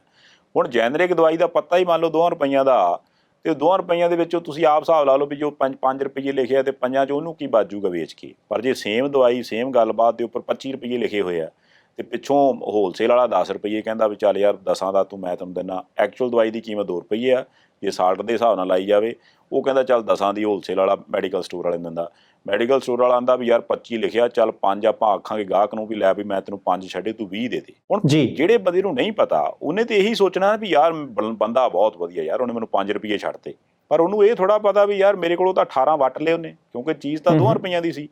ਹੁਣ ਇਹ ਜਿਹੜੀਆਂ ਚੀਜ਼ਾਂ ਬਾਜ਼ਾਰ ਨੇ ਆਪਣੇ ਹਿਸਾਬ ਨਾਲ ਕੀਤੀਆਂ, ਇਹਨੂੰ ਆਪਾਂ ਇਹ ਵੀ ਵੇਖੀਏ ਕਿ ਉੱਪਰ ਜਿੱਥੋਂ ਇਹ ਪਾਲਿਸੀਜ਼ ਚੱਲਦੀਆਂ ਨੇ, ਜਿਹੜੇ ਬੰਦੇ ਨੂੰ ਇਹ ਪਤਾ ਕਿ ਥੱਲੇ ਵਾਲੇ ਲੈਵਲ ਤੇ ਜਾ ਕੇ ਮੈਂ ਲਾਲਚ ਕਿਵੇਂ ਪੈਦਾ ਕਰਨਾ, ਕਿ ਉਹ ਉੱਪਰ ਪਾਲਿਸੀਆਂ ਬਣਾਉਣ ਵੇਲੇ ਲਾਲਚ ਨਹੀਂ ਪੈਦਾ ਕਰਦੇ ਹੋਣਗੇ। ਨਹੀਂ, ਬਿਲਕੁਲ ਤੁਹਾਡੀ ਗੱਲ ਜੀ। ਨਹੀਂ, ਇਹ ਬਾਜ਼ਾਰ ਨੇ ਦੇਖੋ ਸਾਰਾ ਕੁਝ ਜਿਹੜਾ ਆਪਣੇ ਹੱਥ 'ਚ ਕਰ ਲਿਆ, ਕਿਉਂਕਿ ਬਾਜ਼ਾਰ ਦੇ ਵਿੱਚੋਂ ਥੈਲੀ ਨਿਕਲਦੀ ਹੈ, ਥੈਲੀ ਦੇ ਵਿੱਚੋਂ ਚੋਣ ਨਿਕਲਦੀ ਹੈ, ਚੋਣ ਦੇ ਵਿੱਚੋਂ ਵੋਟ ਨਿਕਲਦੀ ਹੈ, ਵੋਟ ਦੇ ਵਿੱਚੋਂ ਸੱਤਾ ਨਿਕਲਦੀ ਹੈ। ਉਹ ਜਦੋਂ ਬਾਜ਼ਾਰ ਦੀ ਥੈਲੀ, ਥੈਲੀ 'ਚੋਂ ਚੋਣ, ਚੋਣ 'ਚੋਂ ਵੋਟ, ਵੋਟ 'ਚੋਂ ਕੁਰਸੀ, ਉਹ ਫਿਰ ਇਦਾਂ ਹੀ ਘੁੰਮੀ ਜਾਂਦੀ ਹੈ। ਉਹਦੇ ਵਿੱਚ ਕੋਈ ਦੂਜੀ ਚੀਜ਼ ਜੰਦਾ ਵਾਲੀ ਸਭ ਆਉਂਦੀ ਨਹੀਂ। ਗੱਲ ਤੁਹਾਡੀ ਬਿਲਕੁਲ ਦਰੁਸਤ ਹੈ। ਇਹ ਬਾਜ਼ਾਰ ਦੇ ਵਿੱਚੋਂ ਹੀ ਅਗਲੀ ਚੀਜ਼ ਨਿਕਲੀ। ਆਪਾਂ ਜ਼ਿਕਰ ਕਰ ਦਈਏ, ਅੱਜ ਕੱਲ੍ਹ ਬਹੁਤ ਇਹ ਚੀਜ਼ ਚਰਚਾ 'ਚ ਹੈ ਕਿ ਜਿਹੜੀ ਖੇਤੀ ਹੈ ਉਹ ਮਰ ਰਹੀ ਹੈ ਐਂਡ ਕਾਰਪੋਰੇਟ ਘਰਾਣੇ ਆ ਕੇ ਬਚਾ ਸਕਦੇ ਆ। ਮੈਂ ਕਹਿੰਦਾ ਵੀ ਖੇਤੀ ਦੇ ਉੱਪਰ ਜਿੰਨੀਆਂ ਪਾਲਿਸੀਆਂ ਬਣਦੀਆਂ ਨੇ, ਉਹਨਾਂ ਨੇ ਜਿਹੜੇ ਆਪਣੇ ਮਹਿੰਗੇ ਵਕੀਲ, ਮਹਿੰਗੇ ਨੀਤੀ ਘਾੜੇ ਰੱਖੇ ਨੇ, ਜਿਹੜੇ ਕਿ ਸਰਕਾਰ ਦੀ ਪਾਲਿਸੀ ਨੂੰ ਝਪਟ ਕੇ ਪੈਂਦੇ ਆ, ਫਿਰ ਉਹਦੇ ਫਾਰਮਾਂ ਦੀਆਂ ਤਫਸੀਲਾਂ ਪੜ੍ਹਦੇ ਆ, ਫਿਰ ਉਹਨਾਂ ਤਫਸੀਲਾਂ ਦੇ ਹਿਸਾਬ ਨਾਲ ਆਪਣੀ ਚੀਜ਼ ਵਿੱਚ ਫਿੱਟ ਕਰਕੇ ਤੇ ਬਾਹਰੇ ਇੱਕ ਲਾਹਾ ਲੈ ਜਾਂਦੇ। ਆਪਾਂ ਬੜੀ ਵਾਰ ਸੁਣਿਆ ਕਿ ਵੀ ਜੇ ਕੋਈ ਕੰਟਰੈਕਟ ਫਾਰਮਿੰਗ ਕਰਦਾ ਤੇ ਉਹਦੇ ਵਿੱਚ ਵੀ ਉਹਨਾਂ ਨੇ ਇਹ ਝੋਲ ਰੱਖਿਆ ਹੁੰਦਾ ਕਿਉਂਕਿ ਐਸ ਮੱਦ ਦਾ ਕਰਕੇ ਆਪਾਂ ਇੱਥੋਂ ਬਚ ਕੇ ਨਿਕਲ ਜਾਣਾ, ਕਿਸਾਨ ਬਾਅਦ 'ਚ ਰੌਲਾ ਪਾਉਂਦਾ ਵੀ ਰਹੇ, ਕੋਈ ਫਾਇਦਾ ਨਹੀਂ। ਇੱਕ ਪਿਛਲੇ ਦਿਨ ਹੀ ਅਮਨ ਅਰੋੜਾ ਆਪਣੇ ਆਮ ਆਦਮੀ ਪਾਰਟੀ ਵਾਲੇ MLA, ਉਹ ਵਿਖਾਉਂਦੇ ਸੀ ਇੱਕ ਕਾਗਜ਼ ਅਬੋਹਰ ਵਾਲੀ ਇੱਕ ਮਾਰਕੀਟ ਕਮੇਟੀ ਦਾ, ਵੀ ਉੱਥੋਂ 70 ਕਰੋੜ ਦੇ ਉਹਨਾਂ ਨੇ ਕਿੰਨੂ ਖਰੀਦੇ ਤੇ 2 ਕਰੋੜ ਤੇ ਕੁਛ ਉਹਦੇ ਉੱਪਰ ਬਣਦਾ ਸੀ ਜਿਹੜੀ ਫੀਸ ਪੰਜਾਬ ਨੂੰ ਦੇਣ ਵਾਲੀ। ਤੇ ਜਦੋਂ ਇਹਨਾਂ ਨੇ ਮੰਗੀ ਤੇ ਉਹਨਾਂ ਨੇ ਆਖਿਆ ਵੀ ਆਹ ਦੇਖੋ ਜੀ ਆਰਡੀਨੈਂਸ ਆ ਗਏ ਤਾਂ ਸਾਡੀ ਬਣਦੀ ਨਹੀਂ, ਤੁਸੀਂ ਸਾਡੇ ਕੋਲੋਂ ਕਿੱਦਾਂ ਮੰਗੀ ਜਾਂਦੇ ਹੋ। ਤੇ ਨਾਲ ਇਹਨਾਂ ਨੂੰ ਲਿਖ ਕੇ ਦਿੱਤਾ ਠੀਕ ਹੈ ਜੀ, ਕਿਉਂਕਿ ਕੇਂਦਰ ਸਰਕਾਰ ਨੇ ਕਹਿਤਾ ਵੀ ਹੁਣ ਤੁਸੀਂ ਟੈਕਸ ਨਹੀਂ ਦੇਣਾ, ਲੈ ਜਾਓ। 2 ਕਰੋੜ 70 ਲੱਖ ਰੁਪਏ ਦੇ ਕਰੀਬ ਫੀਸ। ਉਹ ਚੀਜ਼ ਉਹਨਾਂ ਨੂੰ ਤਾਂ ਪਤਾ ਲੱਗ ਗਈ ਕਿਉਂਕਿ ਉਹਨਾਂ ਨੂੰ ਪਾਲਿਸੀਆਂ ਦਾ ਪਤਾ ਸੀ। ਹੁਣ ਮਾਤੜ ਬੰਦੇ ਨੂੰ ਕਦੀ ਪਤਾ ਲੱਗਦਾ ਵੀ ਯਾਰ ਪਾਲਿਸੀ ਕੀ ਕਹਿੰਦੀ ਆ ਤੇ ਮੈਂ ਇਹਦੇ 'ਚੋਂ ਕਿਹੜੀ ਚੀਜ਼ ਨੂੰ ਘੁਮਾ ਕੇ ਤੇ ਕਿੱਦਾਂ ਕਾਗਜ਼ ਫੜ ਲਵਾਂ। ਇਹ ਮੈਂ ਤਾਂ ਤੁਹਾਡੇ ਕੋਲੇ ਗੱਲ ਛੇੜੀ ਆ। ਅੱਜ ਕੱਲ੍ਹ ਨਾ ਫਸਲੀ ਬੀਮੇ ਦਾ ਰੌਲਾ ਇੱਕ ਪਿਆ ਹੋਇਆ ਕਿ ਵੀ ਸਰਕਾਰ ਦੀ ਪਾਲਿਸੀ ਹੈ ਕਿ ਫਸਲ ਦਾ ਬੀਮਾ ਕਰਾ ਲਓ, ਉਹ ਜੇ ਫਸਲ ਖਰਾਬ ਹੋ ਗਈ ਤੇ ਤੁਹਾਨੂੰ ਜਿੰਨੀ ਉਸ ਫਸਲ ਤੋਂ ਆਮਦਨ ਹੋਣੀ ਸੀ ਇੰਸ਼ੋਰੈਂਸ ਕੰਪਨੀ ਪੈਸੇ ਦੇ ਦੂਗੀ। ਉਹ 'ਚੋਂ ਕਿਸੇ ਕਿਸਾਨ ਨੇ ਕੋਈ ਫਾਇਦਾ ਲਿਆ ਹੋਵੇ ਸਾਡੇ ਕਾਗਜ਼ਾਂ 'ਚ ਬੋਲਦਾ ਨਹੀਂ, ਸਾਡੀ ਕਹਿ ਲਓ ਕਿ ਵੀ ਸੁਣਨ 'ਚ ਨਹੀਂ ਆਇਆ। ਜੇ ਕਿਸੇ ਨੇ ਕਿਉਂ ਲਏ ਹੋਣ ਪੈਸੇ ਤੇ ਜ਼ਰੂਰ ਸਾਡੇ ਨਾਲ ਸੰਪਰਕ ਕਰੇ। ਪਰ ਹਾਂ, ਕਾਰਪੋਰੇਟ ਹਾਊਸਿਸ ਨੇ ਕਿੰਨੇ ਪੈਸੇ ਕਮਾ ਲਏ, ਇਹ ਸਾਰਾ ਕੁਝ ਦੱਸੀ ਜਾਂਦੇ ਆ। ਕੀ ਆਂਦੇ ਸੰਧਾਲੀਆ ਸਾਹਿਬ, ਇਹ ਬਹੁਤ ਗੰਭੀਰ ਜਿਹਾ ਮੁੱਦਾ ਹੈ, ਕਿਉਂਕਿ ਜਦੋਂ ਪੰਜਾਬ ਦੇ ਵਿੱਚ ਇਹ ਚਰਚਾ ਚੱਲਦੀ ਹੈ ਕਿ ਜਿਹੜੇ ਖੇਤਾਂ ਦੇ ਮਾਲਕ ਨੇ ਉਹ ਹੇਠਲੇ ਪਾਸੇ ਆ ਜਾਣਗੇ, ਕਾਰਪੋਰੇਟ ਹਾਊਸਿਸ ਜਿਹੜੇ ਨੇ, ਅਦਾਰੇ ਜਿਹੜੇ ਨੇ, ਉਹ ਹੌਲੀ ਸਾਰੇ ਕੁਝ ਨੂੰ ਆਪਣੀ ਮੁੱਠੀ 'ਚ ਕਰ ਲੈਣਗੇ। ਹੁਣ ਸਰਕਾਰਾਂ ਦੇ ਉੱਤੇ ਵੀ ਦੋਸ਼ ਲੱਗਦਾ ਕਿ ਤੁਸੀਂ ਉਹਨਾਂ ਦੇ ਪੱਖ 'ਚ ਭੁਗਤੀ ਜਾਂਦੇ ਹੋ। ਇਹ ਤਾਂ ਸੰਧਾਲੀਆ ਸਾਹਿਬ ਜਿਉਂਦਾ ਜਾਗਦਾ ਸਬੂਤ ਹੈ। ਇਹ 3-4 ਸਾਲ ਪੁਰਾਣੀ ਗੱਲ ਹੈ। ਇਹ ਸਾਰਿਆਂ ਦੀ ਮੰਗ ਸੀ ਕਿ ਫਸਲਾਂ ਦਾ ਬੀਮਾ ਹੋਣਾ ਚਾਹੀਦਾ। ਹੜ੍ਹ ਆ ਜਾਵੇ ਤਾਂ ਖਰਾਬ, ਸੋਕਾ ਪੈ ਜਾਵੇ ਤਾਂ ਖਰਾਬ, ਕੋਈ ਬਿਮਾਰੀ ਪੈ ਜਾਵੇ ਤਾਂ ਖਰਾਬ, ਫਸਲ ਮੰਡੀ ਦੇ ਵਿੱਚ ਜਾਂਦੀ ਹੈ ਉੱਥੋਂ ਮੀਂਹ ਪੈ ਜਾਵੇ ਤਾਂ ਖਰਾਬ। 20 ਤਰ੍ਹਾਂ ਦੀਆਂ ਦਿੱਕਤਾਂ, ਫਸਲ ਦਾ ਬੀਮਾ ਕਿਉਂ ਨਾ ਹੋਵੇ, ਸਾਰਿਆਂ ਦੀ ਮੰਗ ਸੀ। ਚਲੋ ਜੀ, ਕੇਂਦਰ ਦੀ ਸਰਕਾਰ ਨੇ ਪਾਲਿਸੀ ਲਿਆਂਦੀ, ਲਓ ਜੀ ਵਨ ਨੇਸ਼ਨ ਵਨ ਪਾਲਿਸੀ ਹੋਏਗੀ, ਸਾਰੇ ਦੇਸ਼ ਦੇ ਵਿੱਚ ਇੱਕ ਤਰ੍ਹਾਂ ਦੀ ਪਾਲਿਸੀ। ਚਲੋ ਠੀਕ ਹੈ, ਘੱਟੋ ਘੱਟ ਬੀਮਾ ਤਾਂ ਹੋਣ ਲੱਗਾ ਫਸਲ ਦਾ। ਕਿਸਾਨ ਰਾਤ ਨੂੰ ਸਰਾਣੇ ਥੱਲੇ ਬਾਂਹ ਦੇ ਕੇ ਦੱਸਾਉ ਕਿ ਭਾਈ ਜੇ ਮੀਂਹ ਵੀ ਆ ਗਿਆ, ਫਸਲ ਖਰਾਬ ਵੀ ਹੋ ਗਈ, ਮੈਨੂੰ ਰੁਪਈਏ ਬੀਮੇ 'ਚੋਂ ਮਿਲ ਜਾਣੇ ਆ। ਪਰ ਸੰਧਾਲੀਆ ਸਾਹਿਬ ਦੇਖੋ ਕਮਾਲ ਦੀ ਗੱਲ, ਘੁੰਮ ਘੁਮਾ ਕੇ ਕੰਨ ਕਿੱਧਰੋਂ ਫੜ ਹੁੰਦਾ। ਵੱਡੇ ਜਿਹੜੀਆਂ ਕੰਪਨੀਆਂ ਵਾਲੇ ਅਦਾਰੇ ਨੇ ਉਹਨਾਂ ਨੂੰ ਲਾਹੇ ਕਿੱਦਾਂ ਹੁੰਦੇ ਆ। ਹੁਣ 3-4 ਸਾਲਾਂ ਦੇ ਵਿੱਚ 1,06,000 ਕਰੋੜ ਰੁਪਈਆ ਕਿਸਾਨਾਂ ਤੋਂ ਲੈ ਲਿਆ ਗਿਆ ਪ੍ਰੀਮੀਅਮ ਦੇ ਰੂਪ ਦੇ ਵਿੱਚ ਕਿ ਭਾਈ ਇੰਨੇ ਤੁਹਾਡਾ ਬੀਮਾ ਹੋਣਾ, ਇੰਨੇ ਕੁ ਪੈਸੇ ਤੁਹਾਡੇ ਜਿਹੜੇ ਬਣਦੇ ਆ। ਕੁਝ ਸੂਬਿਆਂ ਦੀਆਂ ਸਰਕਾਰਾਂ ਨੇ ਦਿੱਤੇ, ਕੁਝ ਕੇਂਦਰ ਦੀਆਂ ਸਰਕਾਰਾਂ ਨੇ। ਸੂਬੇ ਤੇ ਕੇਂਦਰ ਦੀ ਸਰਕਾਰ ਨੇ ਜੇਬੋਂ ਨਹੀਂ ਦਿੱਤੇ, ਲੋਕਾਂ ਦੀ ਟੈਕਸ 'ਚੋਂ ਦਿੱਤੇ। ਉਹਦੇ ਵਿੱਚੋਂ ਤੁਸੀਂ ਦੇਖੋ ਕਿ 78,000 ਕਰੋੜ ਰੁਪਈਆ ਕਿਸਾਨਾਂ ਨੂੰ ਵੰਡਿਆ ਤੇ 28,000 ਕਰੋੜ ਰੁਪਈਆ ਉਹ ਸਿੱਧੇ ਤੌਰ ਦੇ ਉੱਤੇ 3-4 ਸਾਲਾਂ ਦੇ ਵਿੱਚ ਇਹ ਬੀਮਾ ਕਰਨ ਵਾਲੀਆਂ ਕੰਪਨੀਆਂ ਦੀ ਜੇਬ ਚਲੇ ਗਿਆ। 28,000 ਕਰੋੜ ਤੇ ਉਹਦੇ ਵਿੱਚੋਂ 4,000 ਕਰੋੜ ਤੋਂ ਬਾਅਦ ਰਿਲਾਇੰਸ ਦੇ ਕੋਲੇ ਗਿਆ। ਹੁਣ ਸੰਧਾਲੀਆ ਸਾਹਿਬ ਕਿਉਂ ਗਿਆ? ਕੀ ਪੰਜਾਬ ਦੇ ਵਿੱਚ ਜਾਂ ਭਾਰਤ ਦੇ ਵਿੱਚ ਫਸਲਾਂ ਨਹੀਂ ਖਰਾਬ ਹੋਈਆਂ? ਪੰਜਾਬ ਵਾਲਿਆਂ ਨੇ ਤਾਂ ਪਹਿਲਾਂ ਹੀ ਹੱਥ ਜੋੜਤੇ ਸੀ ਕਿ ਭਾਈ ਅਸੀਂ ਨਹੀਂ ਲਾਗੂ ਕਰਨੀ। ਹੁਣ ਕਿਉਂ ਨਹੀਂ ਲੋਕਾਂ ਨੂੰ ਬੀਮਾ ਮਿਲਿਆ? ਹੁਣ ਕਮਾਲ ਦੀ ਗੱਲ ਹੈ ਸੰਧਾਲੀਆ ਸਾਹਿਬ, ਤੁਹਾਡੇ ਪਿੰਡ ਦੇ ਬਾਰੇ ਕਾਨੂੰਨ ਕੀ ਬਣਾਇਆ? ਦੇਖੋ ਇਹ ਸਰਕਾਰਾਂ ਨੇ ਦੇਖਣਾ ਸੀ ਨਾ। ਕਾਨੂੰਨ ਇਹ ਬਣਾਇਆ ਕਿ ਜੇ ਤਾਂ ਦੇਖੋ ਸਾਰਾ ਪਿੰਡ ਬੀਮਾ ਕਰਾਉਂਦਾ ਹੈ ਫੇਰ ਤਾਂ ਬੀਮੇ ਦੇ ਪੈਸੇ ਨੱਥਾ ਸੂਹ ਨੂੰ ਮਿਲਣਗੇ, ਤਾਂ ਜੇ ਇੱਕ ਭੁੰਮਣ ਸੂਹ ਨੇ ਬੀਮਾ ਨਾ ਕਰਾਇਆ ਭਾਵੇਂ ਸਾਰੇ ਪਿੰਡ ਨੇ ਕਰਾਇਆ ਹੋਇਆ ਫਿਰ ਪੈਸੇ ਪੂਸੇ ਨਹੀਂ ਕਿਸੇ ਨੂੰ ਮਿਲਣੇ। ਪਿੰਡ ਨੂੰ ਇੱਕ ਇਕਾਈ ਮੰਨਦੇ ਆ ਕਿ ਸਾਰਿਆਂ ਨੂੰ ਬੀਮਾ ਕਰਾਉਣਾ ਪਊਗਾ, ਨਹੀਂ ਤਾਂ ਤੁਹਾਨੂੰ ਬੀਮਾ ਨਹੀਂ ਮਿਲੂਗਾ। ਦੂਸਰੀ ਗੱਲ, ਇੱਕ ਕ੍ਰਾਈਟੇਰੀਆ ਰੱਖ ਦਿੱਤਾ, ਹੜ੍ਹ ਆਉਂਦੇ ਆ, ਸੋਕਾ ਪੈਂਦਾ ਤਾਂ ਘੱਟੋ ਘੱਟ ਸੂਬੇ ਦੀ ਇੰਨੇ % ਫਸਲ ਖਰਾਬ ਹੋਊ ਤਾਂ ਤੁਹਾਨੂੰ ਬੀਮਾ ਦੇਣਾ ਹੈ। ਸਾਡੇ ਸਤਲੁਜ ਦੇ ਬੰਨੇ ਟੁੱਟੇ ਸੀ, ਚਲੋ ਪੰਜਾਬ 'ਚ ਤੱਕ ਉਹ ਲਾਗੂ ਨਹੀਂ ਪਾਲਿਸੀ। ਹੁਣ ਜਦੋਂ ਸਤਲੁਜ ਦਾ ਬੰਨਾ ਟੁੱਟ ਗਿਆ, ਮੰਨ ਲਓ 1% ਪੰਜਾਬ 'ਚ ਨੁਕਸਾਨ ਹੋਇਆ, ਤਾਂ ਜੇ ਉੱਥੇ ਪਾਲਿਸੀ ਇਹ ਕਹਿੰਦੀ ਹੈ ਕਿ ਘੱਟੋ ਘੱਟ 5% ਫਸਲ ਦਾ ਨੁਕਸਾਨ ਹੋਵੇ ਤਾਂ ਮੰਨ ਲਓ 1% ਫਸਲਾਂ ਨੂੰ ਬੀਮਾ ਨਹੀਂ ਦੇਣਾ। ਇਦਾਂ ਦੀਆਂ ਨੀਤੀਆਂ ਬਣਾਈਆਂ ਕਿ ਭਾਈ ਵੱਡੀਆਂ ਕੰਪਨੀਆਂ ਨੂੰ ਲਾਹਾ ਮਿਲੇ। ਇਹ ਤਾਂ ਸਾਡੇ ਤੁਹਾਡੇ ਸਾਰਿਆਂ ਦੇ ਦੇਖਦਿਆਂ 28,000 ਕਰੋੜ ਰੁਪਈਆ ਅਗਲੇ ਮੁੱਚ ਕੇ ਜੇਬ 'ਚ ਪਾ ਗਏ, ਦਿੱਤਾ ਕੱਖ ਵੀ ਨਾ। ਬਿਲਕੁਲ ਇਹੀ ਗੱਲ ਹੈ ਕਿ ਵੀ ਬਾਜ਼ਾਰ ਜਿਹੜਾ ਹੈ ਉਹਨੇ ਕਿਵੇਂ ਪਾਲਿਸੀ ਬਣਾਉਣ ਵਾਲਿਆਂ ਨੂੰ ਤੇ ਐਂਡ ਤੱਕ ਉਹਨਾਂ ਪਾਲਿਸੀਆਂ ਨੂੰ ਲਾਗੂ ਕਰਨ ਵਾਲਿਆਂ ਨੂੰ ਆਪਣੇ ਕਾਬੂ 'ਚ ਕੀਤਾ ਹੋਇਆ ਕਿ ਜਿੱਥੋਂ ਪੈਸਾ ਖਿੱਚਣਾ ਹੈ ਉਹ ਜ਼ਰੂਰ ਇਸ ਤਰ੍ਹਾਂ ਦਾ ਚੱਲੇ ਕਿ ਵੀ ਜਿਹਨੂੰ ਵਾਪਸ ਦੇ ਵਿੱਚ ਕੁਝ ਵਾਅਦਾ ਕੀਤਾ ਜਾਂਦਾ ਵੀ ਤੈਨੂੰ ਆ ਦਿਆਂਗੇ, ਉਹਨੂੰ ਦੇਣਾ ਕੱਖ ਨਾ ਪਵੇ, ਪਰ ਵਟਤ ਉਹਦੇ ਵਿੱਚ ਪੂਰੀ ਹੋਵੇ। ਇਹਦੇ 'ਚ ਬਾਠ ਸਾਹਿਬ ਇੱਕ ਝੋਲੇ ਵੀ ਹੈ ਨਾ ਵੀ ਜਿਹੜਾ ਜੇ ਮੁਆਵਜ਼ਾ ਦੇਣਾ ਹੈ ਤੇ ਉਹਦੇ ਲਈ ਜਿਹੜੀ ਇਕਾਈ ਆ ਉਹ ਬਲਾਕ ਹੈ, ਯਾਨੀ ਕਿ ਇੱਕ ਬਲਾਕ ਹੈ, ਬਲਾਕ ਦੇ ਵਿੱਚ ਕਿੰਨੇ ਪਿੰਡ ਹੁੰਦੇ ਆ। ਉਹ ਕਹਿੰਦੇ ਵੀ ਇੱਕ ਬਲਾਕ ਦੇ ਵਿੱਚ ਜਿਹੜੀ ਜੇ ਮੰਨ ਲਓ ਕੁਦਰਤੀ ਆਫਤ ਦੇ ਨਾਲ ਨੁਕਸਾਨ ਹੋਇਆ ਤੇ ਫਿਰ ਤੇ ਆਪਾਂ ਤੁਹਾਨੂੰ ਦਿਆਂਗੇ ਮੁਆਵਜ਼ਾ। ਤੇ ਜੇ ਉਹ ਤੁਹਾਨੂੰ ਲੱਗਿਆ ਵੀ ਅੱਛਾ ਯਾਰ ਇਸ ਪਿੰਡ 'ਚ ਫਲਾਣੇ ਦੀ ਫਸਲ ਹੋਈ ਸੀ, ਉਦੋਂ ਬਾਅਦ ਫਿਰ ਥੋੜ੍ਹਾ ਜਿਹਾ ਪਾਣੀ ਇੱਥੋਂ ਫਲਾਣੇ ਪਿੰਡ ਨੂੰ ਪੈ ਗਿਆ ਤੇ ਫਿਰ ਹੱਦ ਪਾਰ ਕਰਕੇ ਇਹਨਾਂ 4 ਪਿੰਡਾਂ 'ਚ ਪੈ ਗਿਆ, ਇਸ ਚੀਜ਼ ਨੂੰ ਮੰਨਣਾ ਨਹੀਂ। ਹੁਣ ਇਹ ਤਾਂ ਗੱਲਾਂ ਆਉਂਦੀਆਂ ਨੇ, ਇਹ ਇੱਥੋਂ ਫੜੀਆਂ ਜਾਂਦੀਆਂ ਨੇ ਕਿ ਜਿਹੜੇ ਪਾਲਿਸੀ ਬਣਾਉਣ ਵਾਲੇ ਆ ਕਦੀ ਵੀ ਆਪਣੇ ਉਸ AC ਕਮਰੇ 'ਚੋਂ, ਹੀਟਰ ਲੱਗੇ ਕਮਰੇ 'ਚੋਂ ਕੋਟ ਪੈਂਟ ਲਾ ਕੇ ਆਮ ਜੁੱਤੀ ਆਮ ਚੱਪਲਾਂ ਪਾ ਕੇ ਵੱਟ ਦੇ ਬੰਨੇ 'ਤੇ ਨਹੀਂ ਆਏ। ਉਹਨਾਂ ਨੂੰ ਨਹੀਂ ਪਤਾ ਕਿ ਵੱਟਾਂ ਕਿੱਦਾਂ ਹੁੰਦੀਆਂ, ਖੇਤ ਕਿੱਦਾਂ ਦੇ ਹੁੰਦੇ ਆ, ਨੀਵੀਂ ਪੈਲੀ ਕਿਹੜੀ ਆ, ਉੱਚੀ ਕਿਹੜੀ ਆ, ਡੁੰਮ ਕਿਹੜਾ, ਦਰਿਆ ਕਿੱਥੋਂ ਪੈਂਦਾ, ਨਹਿਰ ਕਿੱਥੋਂ ਟੁੱਟਦੀ ਆ, ਜੇ ਹੜ੍ਹ ਆ ਜਾਣ ਤੇ ਫਿਰ ਕਿੱਥੇ ਪਾੜਾ ਪੈਂਦਾ।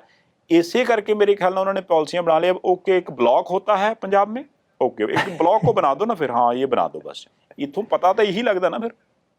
ਨਹੀਂ, ਤੁਸੀਂ ਕਮਾਲ ਦੀ ਗੱਲ ਦੇਖੋ ਕਿ ਜੇ ਅਧਿਕਾਰੀਆਂ ਨੂੰ ਪਤਾ ਹੋਵੇ ਜਾਂ ਉਹ ਸੁਹਿਰਦ ਹੋਣ ਜਾਂ ਸਾਡੀ ਲੀਡਰਸ਼ਿਪ ਹੀ ਚੰਗੀ ਹੋਵੇ ਕਿ ਭਾਈ ਆਪਾਂ ਜੇ ਤਾਂ ਕਿਸਾਨਾਂ ਦੇ ਦੁੱਖ ਨੂੰ ਘਟਾਉਣ ਲਈ ਪਾਲਿਸੀ ਬਣਦੀ ਤੇ ਕੱਲੇ ਏਕੜ ਦੀ ਬਣਦੀ ਕਿ ਭਾਈ ਇੱਥੇ ਜੇ ਇੰਨੇ ਦਾ ਨੁਕਸਾਨ ਹੋਵੇ ਤਾਂ ਪੈਸੇ ਕਿਉਂ ਨਹੀਂ ਦੇਣੇ ਬਈ।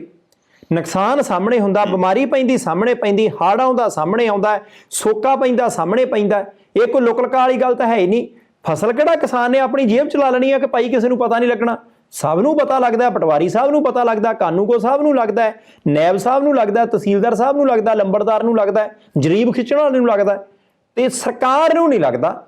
ਇਦਾਂ ਦੀ ਗੱਲ ਵੀ ਨਹੀਂ ਕਿ ਸਰਕਾਰਾਂ ਦੇ ਵਿੱਚ ਜਿਹੜੇ ਬੰਦੇ ਜੀ ਬਾਠ ਸਾਹਿਬ ਇੱਥੋਂ ਇੱਕ ਉਦਾਹਰਨ ਹੋਰ ਕਾਰਨ ਇਹ ਆ ਵੀ ਹੁਣ ਦੇਖੋ ਇੱਕ ਟਰੈਵਲ ਇੰਸ਼ੋਰੈਂਸ ਵੀ ਦਿੰਦੀ ਹੈ ਨਾ ਅੱਜ ਕੱਲ੍ਹ ਕੰਪਨੀਆਂ। ਮੈਂ ਬਹੁਤ ਛੋਟੀ ਇਕਾਈ ਤੇ ਆ ਰਿਹਾ, ਛੋਟੀ ਇਕਾਈ ਮਤਲਬ ਇੱਕ ਬੰਦਾ, ਉਹ ਉਹਨਾਂ ਨੂੰ ਪਤਾ ਵੀ ਬੰਦਾ ਟਰੈਵਲ ਕਰੇ, ਜੇ ਉਹ ਬਿਮਾਰ ਹੋ ਗਿਆ, ਢਿੱਲਾ ਮੱਠਾ ਹੋ ਗਿਆ ਤੇ ਉਹਨੂੰ ਦੇਣੀ ਆ ਆਪਾਂ ਇੰਸ਼ੋਰੈਂਸ। ਉਦੋਂ ਕਿਉਂ ਨਹੀਂ ਕਹਿੰਦੇ ਵੀ ਯਾਰ ਜੇ ਸਾਰੇ ਏਅਰਪੋਰਟ ਤੇ ਬੰਦੇ ਉਲਟੀਆਂ ਕਰਨਗੇ, ਜੇ ਜਹਾਜ਼ ਦੇ ਵਿੱਚ ਹੀ ਸਾਰੇ ਬੰਦੇ ਉੱਥੇ ਬਾਥਰੂਮ ਦੇ ਕੁੰਡਾ ਫੜ ਕੇ ਖਲੋਤੇ ਰਹਿਣ ਫੇਰ ਅਸੀਂ ਦੇਣੀ ਆ ਬੀਮਾ, ਉੱਦਾਂ ਨਹੀਂ ਪੈਸੇ ਮਿਲਣੇ। ਉਦੋਂ ਕਿਉਂ ਨਹੀਂ ਕਰਦੇ ਇੱਦਾਂ ਬਈ? ਮੈਂ ਤਾਂ ਹੋਰ ਕਹਿਣਾ ਪ੍ਰੈਕਟੀਕੈਲਿਟੀ ਦਾ ਤੁਸੀਂ ਦੇਖੋ, ਸਾਡੇ ਮੈਂਬਰ ਪਾਰਲੀਮੈਂਟ ਹੈ ਜਿੱਥੋਂ ਕਾਨੂੰਨ ਬਣਦੇ ਆ, ਕੇਂਦਰ ਦੀ ਪਾਲਿਸੀ ਆ ਨਾ, ਉੱਥੇ ਕਿਉਂ ਨਹੀਂ ਕਰਦੇ ਕਿ ਭਾਈ ਠੀਕ ਹੈ ਤੁਹਾਡਾ ਮੈਡੀਕਲ ਦਾ ਖਰਚਾ ਦੇਣਾ, ਪਰ ਤਾਂ ਦੇਣਾ ਹੈ ਜੇ ਕੁੱਲ ਮੈਂਬਰ ਪਾਰਲੀਮੈਂਟਾਂ ਦੇ ਵਿੱਚੋਂ ਘੱਟੋ ਘੱਟ 40% ਮੈਂਬਰ ਪਾਰਲੀਮੈਂਟਾਂ ਦੇ ਦੰਦ ਖਰਾਬ ਹੋਣਗੇ। ਜੇ ਇੱਕ ਦੇ ਹੋਏ, ਦੋ ਦੇ ਹੋਏ, ਦਾੜ ਦੂੜ ਤੁਸੀਂ ਕਢਾਉਣੀ, ਫੇਰ ਪੈਸੇ ਨਹੀਂ ਦੇਣੇ।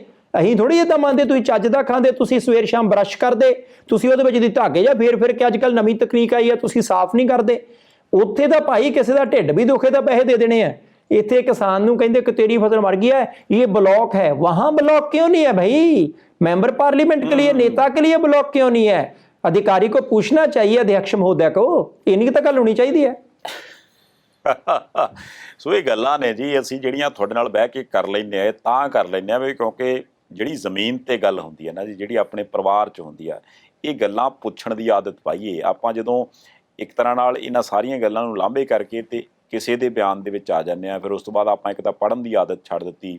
ਗਾਂ ਆਪਣੇ ਧੀਆਂ ਪੁੱਤ ਮੁੰਡੇ ਜਿਹੜੇ ਨੇ ਉਹਨਾਂ ਨੂੰ ਵੀ ਇੰਨਾ ਕੁ ਜ਼ਿਆਦਾ, ਕਿਉਂਕਿ ਪੜ੍ਹਾਈਆਂ ਦਾ ਬੋਝ ਹੈ, ਗਾਂ ਕਰੀਅਰ ਬਣਾਉਣ ਦਾ ਹੈ, ਕਿ ਵੀ ਇਹਨਾਂ ਚੀਜ਼ਾਂ ਵਾਲੇ ਪਾਸੇ ਧਿਆਨ ਜਾਂਦਾ ਨਹੀਂ। ਆਪਾਂ ਨੂੰ ਧਿਆਨ ਕਰਨਾ ਪਊਗਾ, ਆਪਾਂ ਨੂੰ ਸਵਾਲ ਕਰਨੇ ਪੈਣਗੇ ਕਿ ਜੇ ਇੱਕ ਸਕੂਟਰ ਮੋਟਰਸਾਈਕਲ ਦੀ ਜਦੋਂ ਇੰਸ਼ੋਰੈਂਸ ਕਰਾਉਣੀ ਆ ਤਾਂ ਘੇਰੇ ਘੇਰੇ ਉਹਨਾਂ ਦਾ ਬੰਦਾ ਫੋਟੋਆਂ ਖਿੱਚਦਾ, ਨਿਸ਼ਾਨੀਆਂ ਲਾਉਂਦਾ, ਇੱਥੋਂ ਟੱਕਰ ਹੋਈ ਏ, ਅੱਛਾ ਇੱਥੇ ਚਿੱਬ ਪਿਆ ਏ, ਇੱਥੋਂ ਰੰਗ ਲੱਥਾ ਏ, ਤੁਸੀਂ ਆ ਨੰਬਰ ਪਲੇਟ ਠੀਕ ਲਾਈ ਏ ਕਿ ਨਹੀਂ ਲਾਈ, ਅੱਛਾ ਬਾਪੂ ਜੀ ਇੱਥੇ ਵੀ ਸਾਈਨ ਕਰ ਦਿਓ, ਇੱਕ ਅੰਗੂਠਾ ਇੱਥੇ ਵੀ ਲਾ ਦਿਓ। ਕੱਲ੍ਹ ਨੂੰ ਜਦੋਂ ਕੋਈ ਉੱਥੇ ਭਾਵੇਂ ਖਹਿ ਵੀ ਜਾਵੇ ਰਿਕਸ਼ੇ ਨਾਲ, ਓਕੇ ਜੀ ਆ ਲਓ ਜੀ ਤੁਹਾਡੀ ਇੰਸ਼ੋਰੈਂਸ ਜੀ, ਓਕੇ ਇੱਦਾਂ ਕਰਦੇ ਨੇ, ਪਰ ਇਹ ਕਸੂਰ ਤੁਹਾਡਾ ਲੱਗਦਾ, ਇਹ ਤੁਸੀਂ ਇੱਧਰੋਂ ਮਾਰ ਲਈ, ਇੱਧਰੋਂ ਕਿਉਂ ਨਹੀਂ ਮਾਰੀ ਤੁਸੀਂ। ਉਹ 100 ਗੱਲਾਂ ਜੀ ਉੱਥੇ ਇੱਕ ਕਾਰ ਗੱਡੀ ਮੋਟਰਸਾਈਕਲ ਦੀ ਇੰਸ਼ੋਰੈਂਸ 'ਤੇ ਹੋ ਸਕਦੀਆਂ, ਤੇ 1 ਏਕੜ ਜਿਹਦੇ 'ਚ 160 ਮਰਲੇ ਹੁੰਦੇ ਆ, ਇੱਥੇ ਤਾਂ ਤਿੰਨਾਂ ਚੌਂ ਮਰਲਿਆਂ 'ਚ ਅਗਲਾ ਬੰਦਾ ਕੋਠੀ ਪਾ ਕੇ ਕਹਿੰਦਾ ਮੇਰੀ ਇੰਨੇ ਕਰੋੜ ਦੀ ਹੈ। 160 ਮਰਲਿਆਂ ਦੇ ਵਿੱਚ ਜਿਹੜੀ ਫਸਲ ਹੈ, ਜਿਹੜੇ ਬੂਟੇ ਨੇ, ਜਿਹੜੀ ਉੱਥੇ ਉਪਜ ਹੈ, ਜਿਹੜੀ ਉਹਦੀ ਲਾਗਤ ਹੈ, ਉਹਦਾ ਹਿਸਾਬ ਕਿਤਾਬ ਕਿਉਂ ਨਹੀਂ ਹੁੰਦਾ ਯਾਰ, ਮੈਨੂੰ ਸਮਝ ਨਹੀਂ ਆਈ। ਸੰਧਾਲੀਆ ਸਾਹਿਬ, ਜਿਹੜੀ ਮੈਂ ਗੱਲ ਕਰਨ ਲੱਗਾ ਤੁਸੀਂ ਕਰ ਲੈਣਾ ਗੁੱਸਾ, ਕਿਉਂਕਿ ਅਜੇ ਤੱਕ ਤਾਂ ਉਹ ਕੇਂਦਰ ਜੇ ਅਸੀਂ ਕਰਾਂਗੇ, ਅਸੀਂ ਪਹਿਲਾਂ ਹੀ ਕਹਿ ਦਿੰਦੇ ਵੀ ਅਸੀਂ ਕਰਾਂਗੇ। ਨਹੀਂ ਚਲੋ ਠੀਕ ਹੈ, ਜੇ ਕਰਨਾ ਤਾਂ ਫਿਰ ਤੁਸੀਂ ਕਰ ਲਿਓ, ਅਸੀਂ ਹੁਣ ਗੱਲ ਕਹਿਣੋਂ ਥੋੜੀ ਰਹਿਣਾ। ਹੁਣ ਸੰਧਾਲੀਆ ਸਾਹਿਬ ਗੱਲ ਇਹ ਹੈ, ਅਜੇ ਤੱਕ ਤਾਂ ਕੇਂਦਰ ਦੀ ਗੱਲ ਸੀ ਨਾ ਕਿ ਵਨ ਨੇਸ਼ਨ ਵਨ ਪਾਲਿਸੀ, ਕਿ ਜਾਣੀ ਕੇਂਦਰ ਨੇ ਪਾਲਿਸੀ ਬਣਾਈ, ਕਿਸਾਨਾਂ ਦੇ ਜਾਂ ਲੋਕਾਂ ਦੇ ਟੈਕਸ ਦੇ ਪੈਸੇ ਚੋਂ ਜਿਹੜੇ ਉਹ ਬੀਮੇ ਦੀ ਪਹਿਲੀ ਕਿਸ਼ਤ ਦੇ ਪੈਸੇ ਗਏ ਤਾਂ 28,000 ਕਰੋੜ ਰੁਪਈਆ ਕੰਪਨੀਆਂ ਦੇ ਢਿੱਡ 'ਚ ਪੈ ਗਿਆ। ਪੰਜਾਬ ਸੂਬੇ ਦੀ ਸਰਕਾਰ ਖੜ ਗਈ ਸੀ, ਨਾ ਇਹ ਸਾਡੇ ਸੂਬੇ ਦੇ ਮੁਤਾਬਕ ਠੀਕ ਨਹੀਂ, ਅਸੀਂ ਕੇਂਦਰ ਦੀ ਇਹ ਪਾਲਿਸੀ ਲਾਗੂ ਨਹੀਂ ਕਰਾਂਗੇ। ਠੀਕ ਹੈ, ਵਧੀਆ ਗੱਲ ਹੈ, ਉਹਦੇ ਵਿੱਚ ਝੋਲਾਂ ਸੀ ਨਹੀਂ ਕੀਤੀਆਂ ਸੀ, ਮੈਂ ਨਹੀਂ ਦੱਸਣਾ ਕਿਹੜੀ ਸਰਕਾਰ ਸੀ, ਉਹਲੇ ਤੁਸੀਂ ਗੁੱਸਾ ਕਰ ਜਾਣਾ। ਹੁਣ ਦੇਖੋ, ਉਦੋਂ ਸਰਕਾਰ ਨੇ ਕਿਹਾ ਸੀ ਕਿ ਅਸੀਂ ਕੇਂਦਰ ਦੀ ਲਾਗੂ ਨਹੀਂ ਕਰਨੀ, ਅਸੀਂ ਪੰਜਾਬ ਦੀ ਆਪਣੀ ਬਣਾਵਾਂਗੇ ਕਾਰਪੋਰੇਸ਼ਨ, ਉਹ ਕਰੇਗੀ ਪੰਜਾਬ ਦੇ ਕਿਸਾਨਾਂ ਦਾ ਬੀਮਾ। ਪਰ ਉਹਦੇ ਤੋਂ ਬਾਅਦ ਕਿੰਨੇ ਕੁ ਕਿਸਾਨਾਂ ਦੀ ਫਸਲ ਦਾ ਬੀਮਾ ਹੋਇਆ ਜੀ, ਕਿੰਨੇ ਕੁ ਕਿਸਾਨਾਂ ਦੀ ਫਸਲ ਜੇ ਖਰਾਬ ਹੋਈ ਆ ਤਾਂ ਉਹਨਾਂ ਨੂੰ ਪੈਸਾ ਮਿਲਿਆ ਜੀ। ਆ ਜਿਹੜੇ ਅੱਜ ਪੰਜਾਬ 'ਚ ਸਾਰੀਆਂ ਪਾਰਟੀਆਂ ਦੇ ਲੀਡਰ ਕਹਿੰਦੇ ਆ ਕਿ ਭਾਈ ਅਸੀਂ ਤਾਂ ਖੇਤਾਂ ਵਾਲੇ ਆ, ਇੱਕ ਕੁਰਬਾਨੀ, ਦੂਜੇ ਪਾਸੇ ਖੇਤਾਂ ਦੇ ਜਿਹੜੇ ਉਹ ਰਾਖੇ, ਤੀਜੇ ਪਾਸੇ ਕੁਝ ਹੋਰ।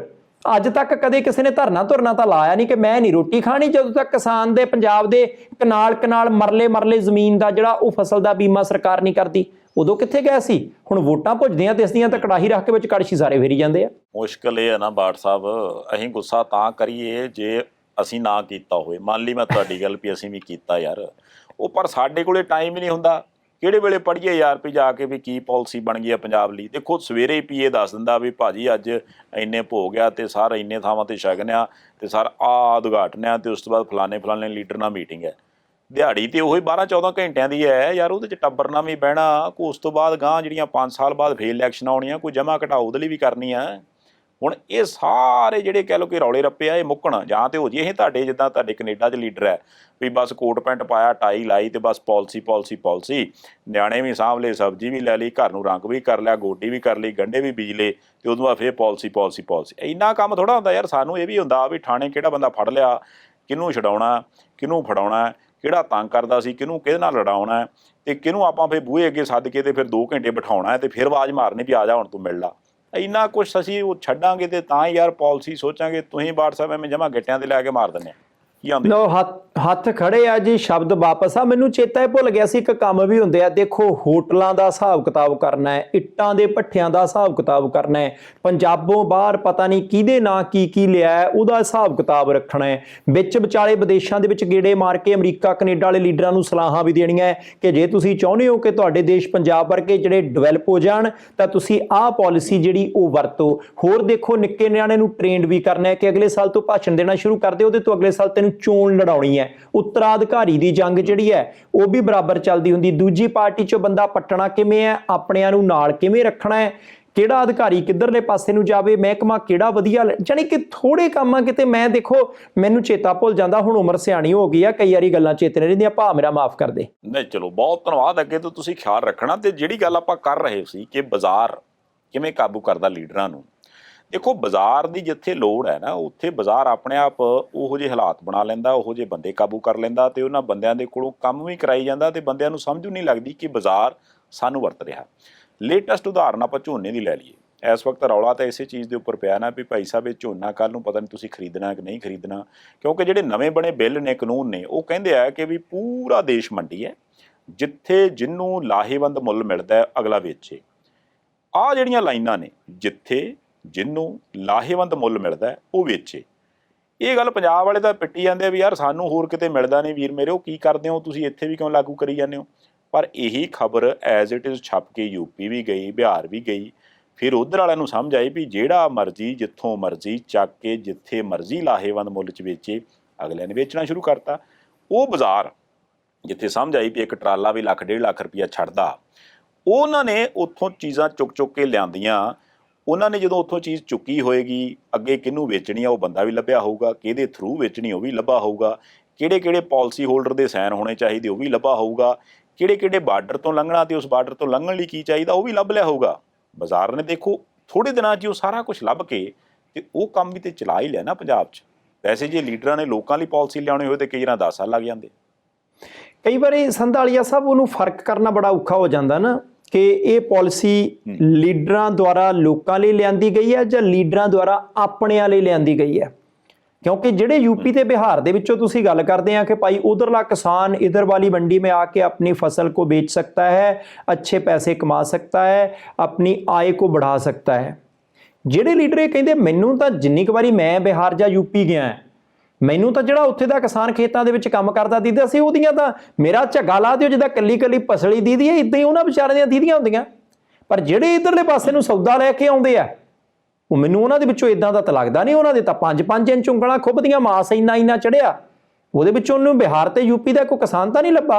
ਉਹਨੂੰ ਮੈਨੂੰ ਲੱਗਦਾ ਰੁਪਈਆ 1200 ਹੀ ਕੁਇੰਟਲ ਦਾ ਮਿਲਦਾ ਹੋਣਾ, ਉਹਦੇ ਕੋਲੋਂ ਟਰੱਕ ਭਰਾ ਕੇ ਇੱਥੇ ਭਾਵਾਂਗੇ 1800-1900 ਦਾ ਵੇਚ ਜਾਂਦਾ ਉਹ। ਬਾਕੀ ਤੁਸੀਂ ਵੱਧ ਜਾਣਦੇ ਹੋ, ਦੱਸ ਦਿਓ। ਨਹੀਂ ਬਿਲਕੁਲ ਠੀਕ ਹੈ। ਇਹੀ ਤਾਂ ਚੀਜ਼ਾਂ ਨੇ ਜਿਹੜੀਆਂ ਚੀਜ਼ਾਂ ਦੀ ਸਮਝ ਨਹੀਂ ਆ ਰਹੀ ਕਿ ਵੀ ਜੇ ਇਸ ਮੁਲਕ ਨੂੰ ਵਪਾਰ ਨੇ ਆਪਣੇ ਹਿਸਾਬ ਨਾਲ ਚਲਾਉਣਾ ਤੇ ਵਪਾਰ ਇੰਨਾ ਹਾਵੀ ਹੋ ਚੁੱਕਿਆ ਕਿ ਵੀ ਲੀਡਰਾਂ ਨੂੰ ਆਪਣੀ ਜਿਹੜੀਆਂ ਲੋਕ ਸੇਵਾ ਦੇ ਕੰਮ ਨੇ ਜਾਂ ਆਪਣੀ ਜਿਹੜੀ ਬੇਸਿਕ ਜ਼ਿੰਮੇਵਾਰੀ ਹੈ ਕਿ ਜੇ ਅਸੀਂ ਰਾਜ ਕਰਨਾ ਹੈ ਤਾਂ ਉਸ ਰਾਜ ਨੂੰ ਇੰਨੇ ਵਧੀਆ ਤਰੀਕੇ ਨਾਲ ਚਲਾਇਆ ਜਾਵੇ ਕਿ ਜੇ ਕੋਈ ਗਰੀਬ ਹੈ ਤੇ ਉਹਦੀਆਂ ਜ਼ਰੂਰਤਾਂ ਦਾ ਖਿਆਲ, ਜੇ ਕੋਈ ਮਿਡਲਮੈਨ ਹੈ ਤਾਂ ਉਹਦੀਆਂ ਜ਼ਰੂਰਤਾਂ ਦਾ ਖਿਆਲ, ਜੇ ਕੋਈ ਮਿਡਲ ਕਲਾਸ ਦਾ ਬੰਦਾ ਹੈ ਤੇ ਉਹਦੀਆਂ ਜ਼ਰੂਰਤਾਂ ਤੰਗੀਆਂ ਤੁਰਸ਼ੀਆਂ ਦਾ ਖਿਆਲ, ਤੇ ਜੇ ਕੋਈ ਬਹੁਤ ਅਮੀਰ ਹੈ ਤੇ ਉਹਦੇ 'ਤੇ ਕੁਝ ਬ੍ਰੇਕਾਂ, ਕੁਝ ਰੋਕਾਂ, ਕੁਝ ਅਗਲੇ ਪਾਸੇ ਸਟੋਪੇਜ ਬਣਾ ਦਿੱਤੇ ਜਾਣ ਵੀ ਯਾਰ ਇੱਥੋਂ ਕੁ ਥੋੜ੍ਹੀ ਜਿਹੀ ਬ੍ਰੇਕ ਮਾਰਨੀ ਵੀਰ। ਹੁਣ ਜਿਸ ਹਿਸਾਬ ਨਾਲ ਤੁਸੀਂ ਇਹ ਖੁਰਪਾ ਰੱਖ ਲਿਆ ਨੇ ਤੇ ਬਹੁਤ ਸਾਰੀਆਂ ਕੁਝ ਖੱਕ ਕੇ ਲੈ ਜਾਣਾ। ਉਹ ਜਿਹੜੀਆਂ ਚੀਜ਼ਾਂ ਨੂੰ ਉਹਨਾਂ ਨੇ ਬੈਲੈਂਸ ਕਰਨ ਦੇ ਬਜਾਏ ਆਖਿਆ ਵੀ ਜਿਹੜਾ ਖੁਰਪੇ ਵਾਲਾ ਉਹਨੂੰ ਪੁੱਛਿਆ ਵੀ ਓਕੇ ਖੁਰਪਾ ਤੇਰਾ ਚੱਲੂਗਾ, ਇਹਦੇ 'ਚੋਂ ਗਾਜਰਾਂ ਦੱਸ ਮੇਰੀਆਂ ਕਿੰਨੀਆਂ। ਜੇ ਤੇ ਆਪਾਂ ਰੰਬੇ ਵਾਲੇ ਨੇ ਇਦਾਂ ਦੀ ਸਾਂਝ ਪਾ ਲੈਣੀ ਆ ਤੇ ਫਿਰ ਦੇ ਵਿਚਾਰੇ ਕੀੜੇ ਮਕੌੜੇ ਥੱਲੇ ਛਿੱਲੇ ਹੀ ਜਾਣੇ, ਫਿਰ ਆਮ ਲੋਕਾਂ ਦਾ ਤੇ ਹਾਲ ਕੋਈ ਵੀ ਨਹੀਂ ਹੈਗਾ। ਦੇਖੋ ਲੀਡਰਾਂ ਨੂੰ ਸਭ ਪਤਾ। ਜੇ ਤੁਸੀਂ ਇਹ ਕਹਿੰਦੇ ਹੋ ਕਿ ਲੀਡਰਾਂ ਨੂੰ ਪਤਾ ਨਹੀਂ, ਉਹ ਸਾਰਿਆਂ ਨੂੰ ਦੇਖਣ, ਕਿਉਂ ਨਹੀਂ ਦੇਖਦੇ? ਤੁਸੀਂ ਆ ਦੇਖੋ 1.25 ਸਾਲ ਬਾਅਦ ਵੋਟਾਂ, ਮੈਂ ਵੀ ਤੁਹਾਡੇ ਕੋਲ ਹੀ ਹੋਣਾ, ਤੁਸੀਂ ਵੀ ਹੋਣਾ ਹੈ, ਆਪਾਂ ਦੋਨਾਂ ਭਰਾਵਾਂ ਨੇ ਇਕੱਠੇ ਦੇਖਣਾ। ਹਰ ਇੱਕ ਦਾ ਪਤਾ ਹੁੰਦਾ, ਐਂ ਵੋਟਰ ਲਿਸਟ ਹੁੰਦੀ ਆ, ਉਹਨੂੰ ਐਂ ਕਰਕੇ ਅੱਛਾ ਜਿਹੜੇ ਲਾਲ ਲਾਈਨਾਂ ਦੇ ਵਿੱਚ ਲਿਖਿਆ ਇਹ ਕੱਚ ਦਾ ਸਮਾਨ ਇੱਥੇ ਇਹਨਾਂ ਦੇ ਲਈ ਜਾਊਗਾ, ਇਹਨਾਂ ਦੇ ਲਈ ਪਲਾਸਟਿਕ ਦਾ ਸਮਾਨ ਜਾਊਗਾ, ਇਹਨਾਂ ਦੇ ਲਈ ਕਾਗਜ਼ ਦੇ ਜਿਹੜੇ ਏਡੇ ਏਡੇ ਟੁਕੜੇ ਜਾਣਗੇ, ਇਹਨਾਂ ਦੀ ਮਾਸੀ ਨੂੰ ਕਹਿ ਕੇ, ਇਹਨਾਂ ਦੇ ਫੁੱਫੜ ਜੀ ਨੂੰ ਕਹਿ ਕੇ ਇਹ ਵੋਟਾਂ ਪੈਣੀਆਂ, ਇਹਨਾਂ ਦੇ ਕੋਲੇ ਜਾਵਾਂਗੇ ਤਾਂ ਆਪਾਂ ਆਹ ਮੁੱਦਾ ਕਹਿਣਾ ਕਿ ਭਾਈ ਤੁਹਾਡੇ ਭਾਈਚਾਰੇ ਦੇ ਆਪਾਂ ਉਦੋਂ ਆਹ ਕੀਤਾ ਸੀ, ਉਹ ਕੀਤਾ। ਜਾਣੀ ਕੱਲਾ ਕੱਲਾ ਪੰਜਾਬ ਦਾ ਵੋਟਰ ਜਿਹੜਾ ਉਹ ਸਾਡੇ ਲੀਡਰਾਂ ਦੀਆਂ ਉਂਗਲਾਂ ਦੇ ਪੋਟਿਆਂ ਤੇ ਹੈ ਕਿ ਕਿਹਦੀ ਵੋਟ ਕਿੱਦਾਂ ਪੈਣੀ ਆ। ਤੁਸੀਂ ਦੇਖੋ ਜਿਹੜੇ ਬੰਦੇ ਨੂੰ ਜਿਹੜਾ ਕਦੇ ਕੋਈ ਮੰਗਵੀਂ ਕਹੀ ਨਹੀਂ ਦਿੰਦਾ ਹੁੰਦਾ ਕਿ ਭਾਈ ਚੱਲ ਛੱਡ ਪਰਾਂ ਯਾਰ, ਇੰਨੇ ਕਿਹੜਾ ਕਹੀ ਤੋੜ ਦੂਗਾ, ਐਵੇਂ ਬਿਆਹਾਂ ਮੁੜ ਕੇ ਕਿੱਥੋਂ ਪਵਾਉਂਦੇ ਰਵਾਂਗੇ, ਉਸ ਬੰਦੇ ਨੂੰ ਕਈ ਵਾਰੀ ਬਹੁਤ ਵੱਡੇ ਬੰਦੇ ਦਾ ਟੈਲੀਫੋਨ ਆਉਂਦਾ, ਹੋਰ ਫੇਰ ਭਰਾ ਕੀ ਹਾਲ ਹੈ, ਬੜਾ ਚਿਰ ਹੋਇਆ, ਮਿਲਿਆ ਹੀ ਨਹੀਂ ਕਦੇ, ਮੈਂ ਤਾਂ ਪਰਸੋਂ ਪੁੱਛਦਾ ਸੀ ਭਰਜਾਈ ਤੇਰੀ ਨੂੰ ਕਿ ਕਦੇ ਮਿਲਿਆ ਨਹੀਂ ਭਾ ਆਪਣਾ, ਅਸੀਂ ਇਕੱਠੇ ਪੜ੍ਹਦੇ ਰਹੇ ਹਾਂ। ਉਹ ਬੰਦੇ ਦਾ ਵੀ ਟੈਲੀਫੋਨ ਆਉਂਦਾ ਹੁੰਦਾ, ਉਹਨਾਂ ਨੂੰ ਪਤਾ ਹੁੰਦਾ ਕਿ ਵੋਟ ਕਿੱਧਰਲੇ ਪਾਸਿਓਂ ਕਿਵੇਂ ਪੈਣੀ ਹੈ। ਬਸ ਆਹੀ ਚੱਕਰ ਹੈ। ਥੋੜ੍ਹੇ ਜਿਹੇ ਆਪਾਂ ਸਿਆਣੇ ਬਣ ਜੀ। ਇੱਥੇ WhatsApp ਇੱਕ ਵਿਚਾਰ ਹੀ ਹੈ। ਮੈਂ ਨਾ ਚਲੋ ਆਪਾਂ ਹੁਣ ਬੈਠੇ ਹਾਂ ਦੋਵੇਂ ਭਰਾ ਤੇ ਪਰਿਵਾਰ ਦੇ ਮੈਂਬਰ ਆਪਣੇ ਸੁਣਨ ਵਾਲੇ ਦੇਖਣ ਵਾਲੇ ਆ। ਇੱਕ ਨਾ ਜਿਹੜਾ ਇਸ ਵਕਤ ਸੰਘਰਸ਼ ਚੱਲ ਰਿਹਾ ਉਹ ਹੁਣ ਤੱਕ ਹਰ ਬੰਦਾ ਕਹਿ ਰਿਹਾ ਕਿ ਬਹੁਤ ਵਧੀਆ, ਬਹੁਤ ਸ਼ਾਂਤਮਈ, ਸਿਆਸਤ ਤੋਂ ਪਾਸੇ, ਏਕਤਾ ਦਾ ਇੱਕ ਤਰ੍ਹਾਂ ਨਾਲ ਸਬੂਤ, ਤੇ ਹਰੇਕ ਬੰਦਾ ਚਾਹੇ ਉਹਦੇ ਨਾਲ ਸਿੱਧਾ ਸੰਬੰਧ ਹੈ ਚਾਹੇ ਅਸਿੱਧਾ ਸੰਬੰਧ ਹੈ, ਉਹ ਇੱਕ ਦਰਦ ਸਮਝ ਰਿਹਾ। ਔਰ ਉਹਦੇ 'ਚ ਜਿਹੜੀ ਇੱਕ, ਕਿਉਂਕਿ ਪੰਜਾਬੀਆਂ ਦੇ ਸੁਭਾਅ 'ਚ ਜੋਸ਼ ਹੈ, ਕਿਉਂਕਿ ਗਰਮ ਖੂਨ ਹੈ ਪੰਜਾਬੀਆਂ ਦਾ, ਜੋਸ਼ ਆ ਜਾਂਦਾ ਸਾਨੂੰ, ਗੁੱਸਾ ਅਸੀਂ ਛੇਤੀ ਕਰ ਜਾਂਦੇ ਹਾਂ, ਚੱਕ ਲਓ ਵੀ ਅਸੀਂ ਛੇਤੀ ਕਰਾ ਲੈਂਦੇ ਹਾਂ। ਪਰ ਮੈਨੂੰ ਲੱਗਦਾ ਹੈ ਕਿ ਜਿਹੜੀ ਇਹ ਚੱਕ ਲਓ ਆਪਾਂ ਪਹਿਲਾਂ ਵੀ ਕਰਾਉਂਦੇ ਰਹੇ, ਹੁਣ ਵੀ ਕਰਾ ਰਹੇ ਹਾਂ ਤੇ ਗਾਂਹ ਵੀ ਕਰਾਉਂਦੇ ਰਹਾਂਗੇ। ਸੁਭਾਅ ਛੇਤੀ ਜਾਂਦਾ ਨਹੀਂ, ਤੁਹਾਨੂੰ ਪਤਾ, ਵਾਦੜੀਆਂ ਸਜਾਦੜੀਆਂ ਨਿਭਣ ਸਿਰਾਂ ਦੇ ਨਾਲ ਕਹਿੰਦੇ ਹੁੰਦੇ ਨਾ। ਉਹ ਜਿਹੜਾ ਸੁਭਾਅ ਆ, ਮੈਨੂੰ ਲੱਗਦਾ ਵੀ ਉਹਦਾ ਭੇਤ ਪਾ ਲਿਆ ਹੁਣ ਜਿਹੜੇ ਬੰਦੇ ਬਾਹਰਲੇ ਪਾਲਿਸੀ ਬਣਾਉਣ ਵਾਲੇ ਨੇ ਜਾਂ ਜਿਹੜੇ ਪੰਜਾਬ ਵਾਲਿਆਂ ਨੂੰ ਗੋਡਿਆਂ ਪਰਨੇ ਕਰ ਲੈਂਦੇ ਆ ਵੀ ਯਾਰ ਇਹਨਾਂ ਬੰਦਿਆਂ ਨੇ ਚੱਕ ਲਓ ਕਰਾਉਣੀ ਹੈ, ਤੇ ਜਦੋਂ ਇਹ ਚੱਕ ਲਓ ਕਰਾਉਣ ਆਪਾਂ ਨਾਲ ਹੀ ਚੱਕ ਲੈਣੇ ਆ। ਇੱਥੇ ਥੋੜ੍ਹੀ ਜਿਹੀ ਮੈਨੂੰ ਲੱਗਦਾ ਵੀ ਆਪਾਂ ਨੂੰ ਗੱਲ ਕਰਨ ਦੀ ਲੋੜ ਹੈ, ਕਿਉਂਕਿ ਹੁਣ ਨਾ ਮੁੱਦਾ ਹੌਲੀ ਹੌਲੀ ਉੱਧਰ ਨੂੰ ਖਿਸਕਾਉਣ ਲੱਗ ਪਏ। ਆਪਾਂ ਜੇ ਗੱਲ ਕਰਦੇ ਸੀ ਵੀ ਹੁਣ ਬੀਜੇਪੀ ਨੇ ਪੰਜਾਬ ਦੇ ਵਿੱਚ ਮੁੱਦੇ ਬਣਾਉਣੇ ਸ਼ੁਰੂ ਕਰਤੇ ਵੀ ਅੱਛਾ ਇਹ ਮਜ਼ਦੂਰ ਨੇ, ਇਹ ਕਿਸਾਨ ਨੇ, ਅੱਛਾ ਇਹ ਪਛੜੀਆਂ ਸ਼੍ਰੇਣੀਆਂ ਨੇ, ਫਲਾਨੀ ਜਾਤ, ਮਤਲਬ ਉਹ ਕਹਿੰਦੇ ਵੀ ਧਰਮ ਨਾਲ ਨਹੀਂ ਤੇ ਚਲੋ ਜਾਤ ਨਾਲ ਵੰਡਣ ਦੀ ਕੋਸ਼ਿਸ਼ ਕਰੀਏ। ਅਜੇ ਤੱਕ ਤਾਂ ਨਹੀਂ ਪੰਜਾਬੀਆਂ ਸਾਥ ਦਿੱਤਾ, ਪਰ ਕੁਛ ਪਤਾ ਨਹੀਂ ਹੁੰਦਾ ਕੱਲ੍ਹ ਨੂੰ ਕੀ ਹੋ ਜਾਵੇ। ਇਹ ਗੱਲ ਮੈਂ ਤਾਂ ਕਰਕੇ ਕੋਟ ਕਰ ਰਿਹਾ ਕਿਉਂਕਿ ਪੰਜਾਬ ਦੇ ਮੁੱਖ ਮੰਤਰੀ ਸਾਹਿਬ ਨੇ ਵੀ ਇਹ ਗੱਲ ਕਹੀ ਕਿ ਵੀ ਪੰਜਾਬ ਨੂੰ ਵੰਡਣ ਵਾਲਿਆਂ ਦੀ ਜਿਹੜੀ ਕਹਿ ਲਓ ਕਿ ਵੀ ਪਾਲਿਸੀ ਹੈ ਉਹਨੂੰ ਲਾਗੂ ਨਹੀਂ ਹੋਣ ਦਿਆਂਗੇ, ਪੰਜਾਬ ਦੇ ਵਿੱਚ ਚੱਲਣ ਨਹੀਂ ਦਿਆਂਗੇ। ਇਸ ਮੁੱਦੇ ਨੂੰ ਕਿਵੇਂ ਦੇਖਦੇ ਹੋ? ਦੇਖੋ ਸੰਧਾਲੀਆ ਸਾਹਿਬ, ਇੱਕ ਗੱਲ ਤਾਂ ਮੰਨਣੀ ਪਊਗੀ ਕਿ ਪੰਜਾਬੀਆਂ ਜਿੰਨਾ ਹੌਸਲਾ ਜੋਸ਼ ਵੀ ਕਿਸੇ 'ਚ ਨਹੀਂ ਤੇ ਸਾਡੇ ਜਿੰਨਾ ਸਬਰ ਵੀ ਕਿਸੇ 'ਚ ਨਹੀਂ। 1966 ਤੋਂ ਲੈ ਕੇ ਹੁਣ ਤੱਕ ਜਦੋਂ ਦੀ ਹਰੀ ਕ੍ਰਾਂਤੀ ਆਈ ਆਪਾਂ ਸਬਰ ਹੀ ਕੀਤਾ, ਸਬਰ ਬਹੁਤ ਹੈ, ਪਰ ਰੌਲਾ ਇਹ ਹੈ ਕਿ ਸਾਡੇ ਸਬਰ ਦਾ ਬੰਨਾ ਜਿਹੜਾ ਉਹ ਕਿਤੇ ਟੁੱਟ ਨਾ ਜਾਵੇ। ਉਹ ਬੰਨਾ ਪੱਕਾ ਕਰਨਾ ਹੈ। ਮੋਟਰ ਦਾ ਪਾਣੀ ਓਨਾ ਹੀ ਆ ਲੈਣ ਦਿਓ, ਪਾਣੀ ਘਟਾਉਣ ਦੀ ਮੋਟਰ ਬੰਦ ਕਰਨ ਦੀ ਲੋੜ ਨਹੀਂ, ਆਪਣੇ ਬੰਨੇ ਮਜ਼ਬੂਤ ਕਰ ਲਓ। ਦੇਖੋ ਸੰਧਾਲੀਆ ਸਾਹਿਬ, ਅੱਜ 150 ਤੋਂ ਵੱਧ ਥਾਵਾਂ ਤੇ ਧਰਨੇ ਲੱਗੇ ਹੋ ਆ, ਬਹੁਤ ਸ਼ਾਨਦਾਰ ਤਰੀਕੇ ਨਾਲ, ਯੋਜਨਾਬੱਧ ਤਰੀਕੇ ਦੇ ਨਾਲ। ਮੈਨੂੰ ਨਿੱਜੀ ਤੌਰ ਦੇ ਉੱਤੇ ਇੰਨੀ ਆਸ ਨਹੀਂ ਸੀ ਕਿ ਜਥੇਬੰਦੀਆਂ ਇਕੱਠੀਆਂ ਵੀ ਰਹਿਣਗੀਆਂ। ਮੈਨੂੰ ਆਸ ਨਹੀਂ ਸੀ ਕਿ ਇੰਨਾ ਚਾਰੇ ਪਾਸੇ ਵਿਚਾਰ ਕੇ ਇੰਨੇ ਤਰੀਕੇ ਦੇ ਨਾਲ, ਇੰਨੀ ਅੱਛੀ ਮੈਨੇਜਮੈਂਟ ਦੇ ਨਾਲ ਸਾਰਾ ਕੁਝ ਹੋਊਗਾ, ਪਰ ਇਹਨਾਂ ਨੇ ਕਰਕੇ ਦਿਖਾਇਆ। ਆਸ ਨਹੀਂ ਸੀ ਕਿ ਪੰਜਾਬ ਦੇ ਲੋਕ ਇਦਾਂ ਇਕੱਠੇ ਹੋ ਜਾਣਗੇ, ਪਰ ਹੋ ਗਏ। ਪਰ ਜਿਹੜੀ ਗੱਲ ਤੁਸੀਂ ਕੀਤੀ ਆ ਬਹੁਤ ਵੱਡਾ ਸੰਕੇਤ ਹੈ। ਦੇਖੋ, ਭਾਸ਼ਣ ਦੇਣ ਲੱਗਿਆਂ ਆਪਾਂ ਇਹ ਵੀ ਕਹਿ ਸਕਦੇ ਹਾਂ ਕਿ ਕੋਈ ਗੱਲ ਨਹੀਂ ਦਿੱਲੀਏ ਫਲਾਨਾ, ਕੋਈ ਗੱਲ ਨਹੀਂ ਇੱਥੇ ਕੋਈ ਆ ਕੇ ਦੇਖੇ, ਅਸੀਂ ਐਂ ਕਰ ਦਿਆਂਗੇ। ਸਾਡੇ ਮੁੱਕਿਆਂ ਦਾ ਜੋਸ਼ ਦੇਖੋ, ਜੋਸ਼ ਬਹੁਤ ਜ਼ਰੂਰੀ ਹੁੰਦਾ।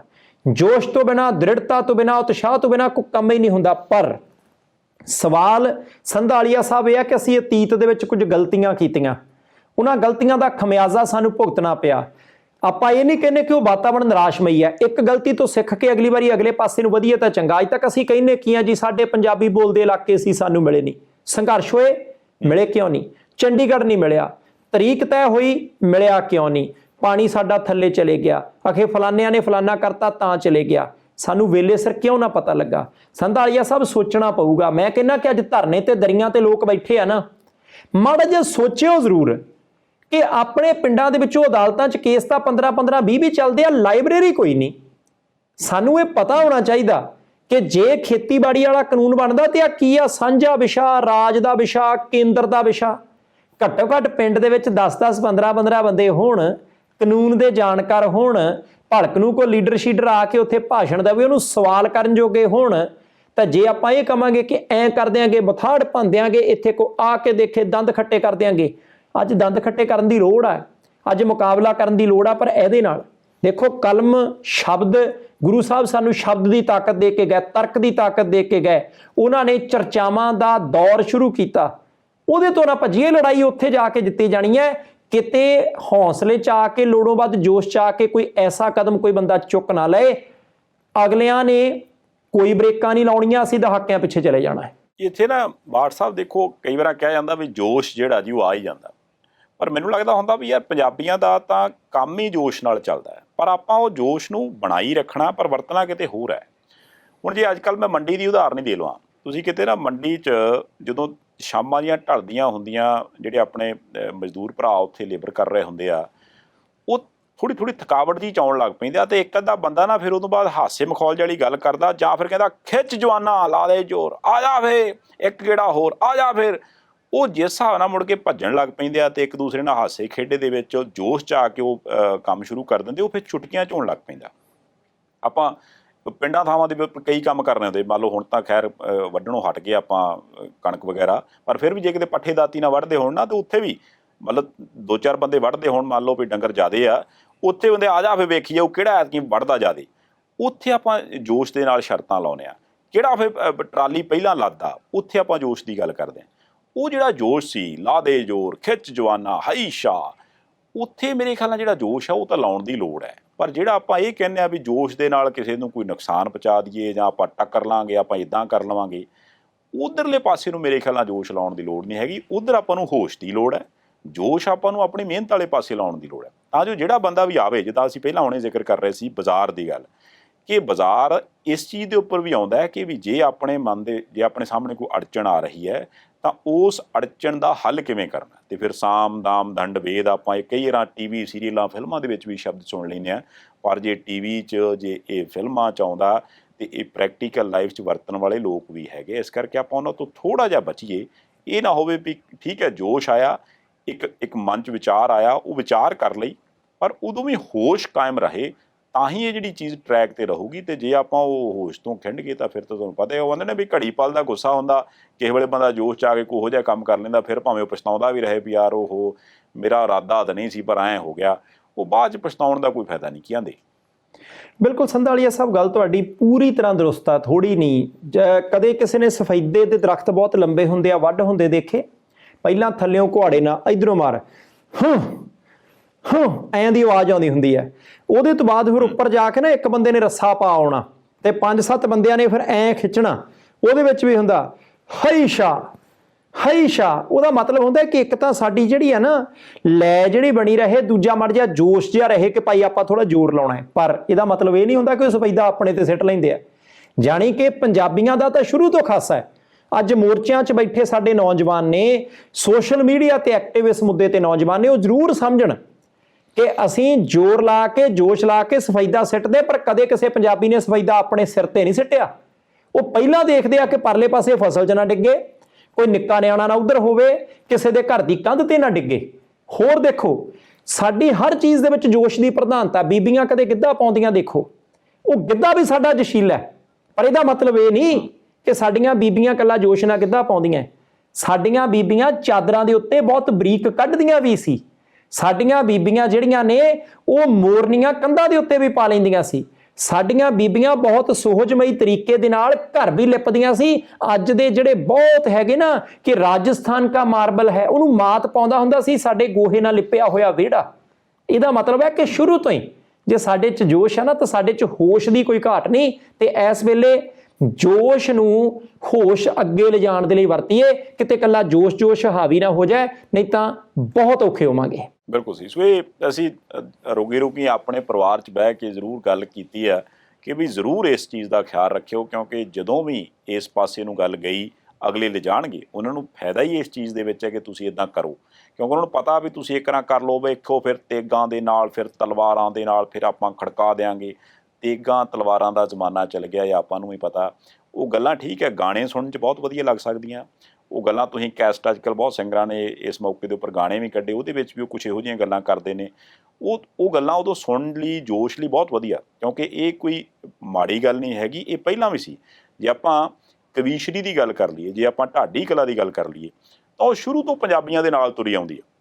ਗੁਰੂ ਸਾਹਿਬ ਤੋਂ ਪਹਿਲਾਂ ਦੀ ਆਪਾਂ ਗੱਲ ਕਰ ਲਈਏ, ਉਸ ਵੇਲੇ ਵੀ ਇਹ ਜਿਹੜੀ ਢਾਡੀ ਕਲਾ ਸੀ, ਜਿਹੜੀਆਂ ਵਾਰਾਂ ਸੀ, ਜਿਹੜਾ ਉਹਦੇ ਵਿੱਚ ਲਾਉਂਦਾ ਜੋਸ਼ ਸੀਗਾ, ਉਹਦੀ ਲੋੜ ਹੈ। ਉਹ ਸਾਰਾ ਕੁਛ ਨਾਲ ਨਾਲ ਚੱਲਦਾ ਰਹਿਣਾ ਚਾਹੀਦਾ, ਪਰ ਇਹ ਸਾਰੇ ਕੁਛ ਜਿਹੜੀ ਮੁੱਖ ਚੀਜ਼ ਹੈ, ਜਿਹੜੀ ਸਾਹਮਣੇ ਚੀਜ਼ ਚਾਹੀਦੀ ਹੈ, ਉਹ ਹੈ ਹੋਸ਼।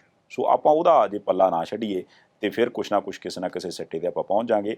ਤੇ ਜੇ ਆਪਾਂ ਹੋਸ਼ ਗਵਾ ਲਿਆ ਤੇ ਫਿਰ ਕੰਮ ਔਖਾ ਵੀ ਹੋ ਸਕਦਾ। ਬਾਟ ਸਾਹਿਬ ਕੁਛ ਕਹਿਣਾ ਇਹਦੇ 'ਤੇ ਕਿ ਆਪਾਂ ਕੋਈ ਹੋਰ ਮੋੜਾ ਕੱਟੀਏ ਖਬਰ ਦਾ ਜੀ? ਅੱਜ ਸਾਰਿਆਂ ਨੂੰ ਪਤਾ ਲੱਗ ਗਿਆ ਕਿ ਸਾਹਿਬ ਤਾਂ ਤੁਸੀਂ ਟੀਵੀ ਤੇ ਲਾਉਣੇ, ਅਸਲੀ ਨਾਂ ਤਾਂ ਜਿਹੜਾ ਅੱਜ ਲੈ ਹੋ ਚੱਲਿਆ ਸੀ ਉਹ ਲੈਨੇ ਆ। ਵੱਡੇ ਭਾ ਦਾ ਹੱਕ ਬਣਦਾ ਹੀ, ਅੱਜ ਪਤਾ ਲੱਗ ਗਿਆ ਸਾਰਿਆਂ ਨੂੰ, ਫਸ ਗਿਆ ਹੀ ਬੰਦਾ। ਦੱਸ ਮੈਂ ਜਿਹੜੀ ਗੱਲ ਕਰਨਾ ਉਧਰ ਨਹੀਂ ਆਉਣਾ। ਵੇਖਿਆ ਇਦਾਂ ਦੇ ਬੰਦੇ ਹੁੰਦੇ ਆ ਜੀ, ਤੇ ਉਹਨਾਂ ਨੇ ਮੁੱਦਾ ਚੁੱਕਣਾ ਵਿੱਚੋਂ ਵੀ ਸਾਡੇ ਫਾਇਦੇ ਦੀ ਕਿਹੜੀ ਗੱਲ ਹੈ। ਕਮਾਲ ਹੋ ਗਈ। ਦੱਸੋ। ਨਹੀਂ, ਮੈਂ ਸੰਧਾਲੀਆ ਸਾਹਿਬ ਹਲਕਾ ਜਿਹਾ ਮਾਹੌਲ ਪਤਾ ਕਿਉਂ ਕੀਤਾ? ਮੈਂ ਇਸ ਕਰਕੇ ਕੀਤਾ ਕਿ ਭਾਈ ਅਸੀਂ ਇਹ ਨਹੀਂ ਚਾਹੁੰਦੇ ਕਿ ਮੋਰਚੇ ਢਿੱਲੇ ਪੈਣ, ਠੰਡੇ ਪੈਣ, ਪਰ ਇਸ ਲਈ ਥੋੜਾ ਜਿਹਾ ਸੋਚਣ ਵਿਚਾਰਨ ਦੀ ਲੋੜ ਹੈ। ਜੇ ਇਸ ਪੱਧਰ ਦੇ ਉੱਤੇ ਕੰਮ ਪਹੁੰਚ ਗਿਆ ਨਾ, ਇਹ ਥੱਲੇ ਨਾ ਆਵੇ, ਇਹ ਤਾਂ ਨੂੰ ਆਵੇ। ਰਸਤੇ ਹਮੇਸ਼ਾ ਦੋ ਹੁੰਦੇ ਆ, ਅਸੀਂ ਚੰਗਾ ਰਸਤਾ ਅਡਾਪਟ ਕਰੀਏ। ਆਪਾਂ ਪੰਜਾਬ ਸਾਰਿਆਂ ਨੇ ਰਲ ਮਿਲ ਕੇ ਪੈਰਾਂ ਸਿਰ ਕਰਨਾ ਹੈ। ਕਾਰਨ ਇਹ ਵੀ ਸੀ ਅੱਜ ਮੇਰਾ ਤੇ ਸੰਧਾਲੀਆ ਭਾ ਦਾ ਇਸ ਮੁੱਦੇ ਤੇ ਗੱਲ ਕਰਨ ਦਾ ਕਿ ਇਸ ਲਈ ਇਹ ਨਹੀਂ ਹੈ ਕਿ ਜਿਹੜੀ ਲੀਡਰਸ਼ਿਪ ਅਗਵਾਈ ਦੇ ਰਹੀ ਹੈ, ਇਹ ਨਹੀਂ ਹੈ ਕਿ ਜਿਹੜਾ ਬੰਦਾ ਉੱਥੇ ਜਾ ਕੇ ਰੇਲਵੇ ਟਰੈਕ ਤੇ ਸੁੱਤਾ ਕਿ ਅਸੀਂ ਉਹਦਾ ਮੁੱਲ ਮੋੜਨਾ।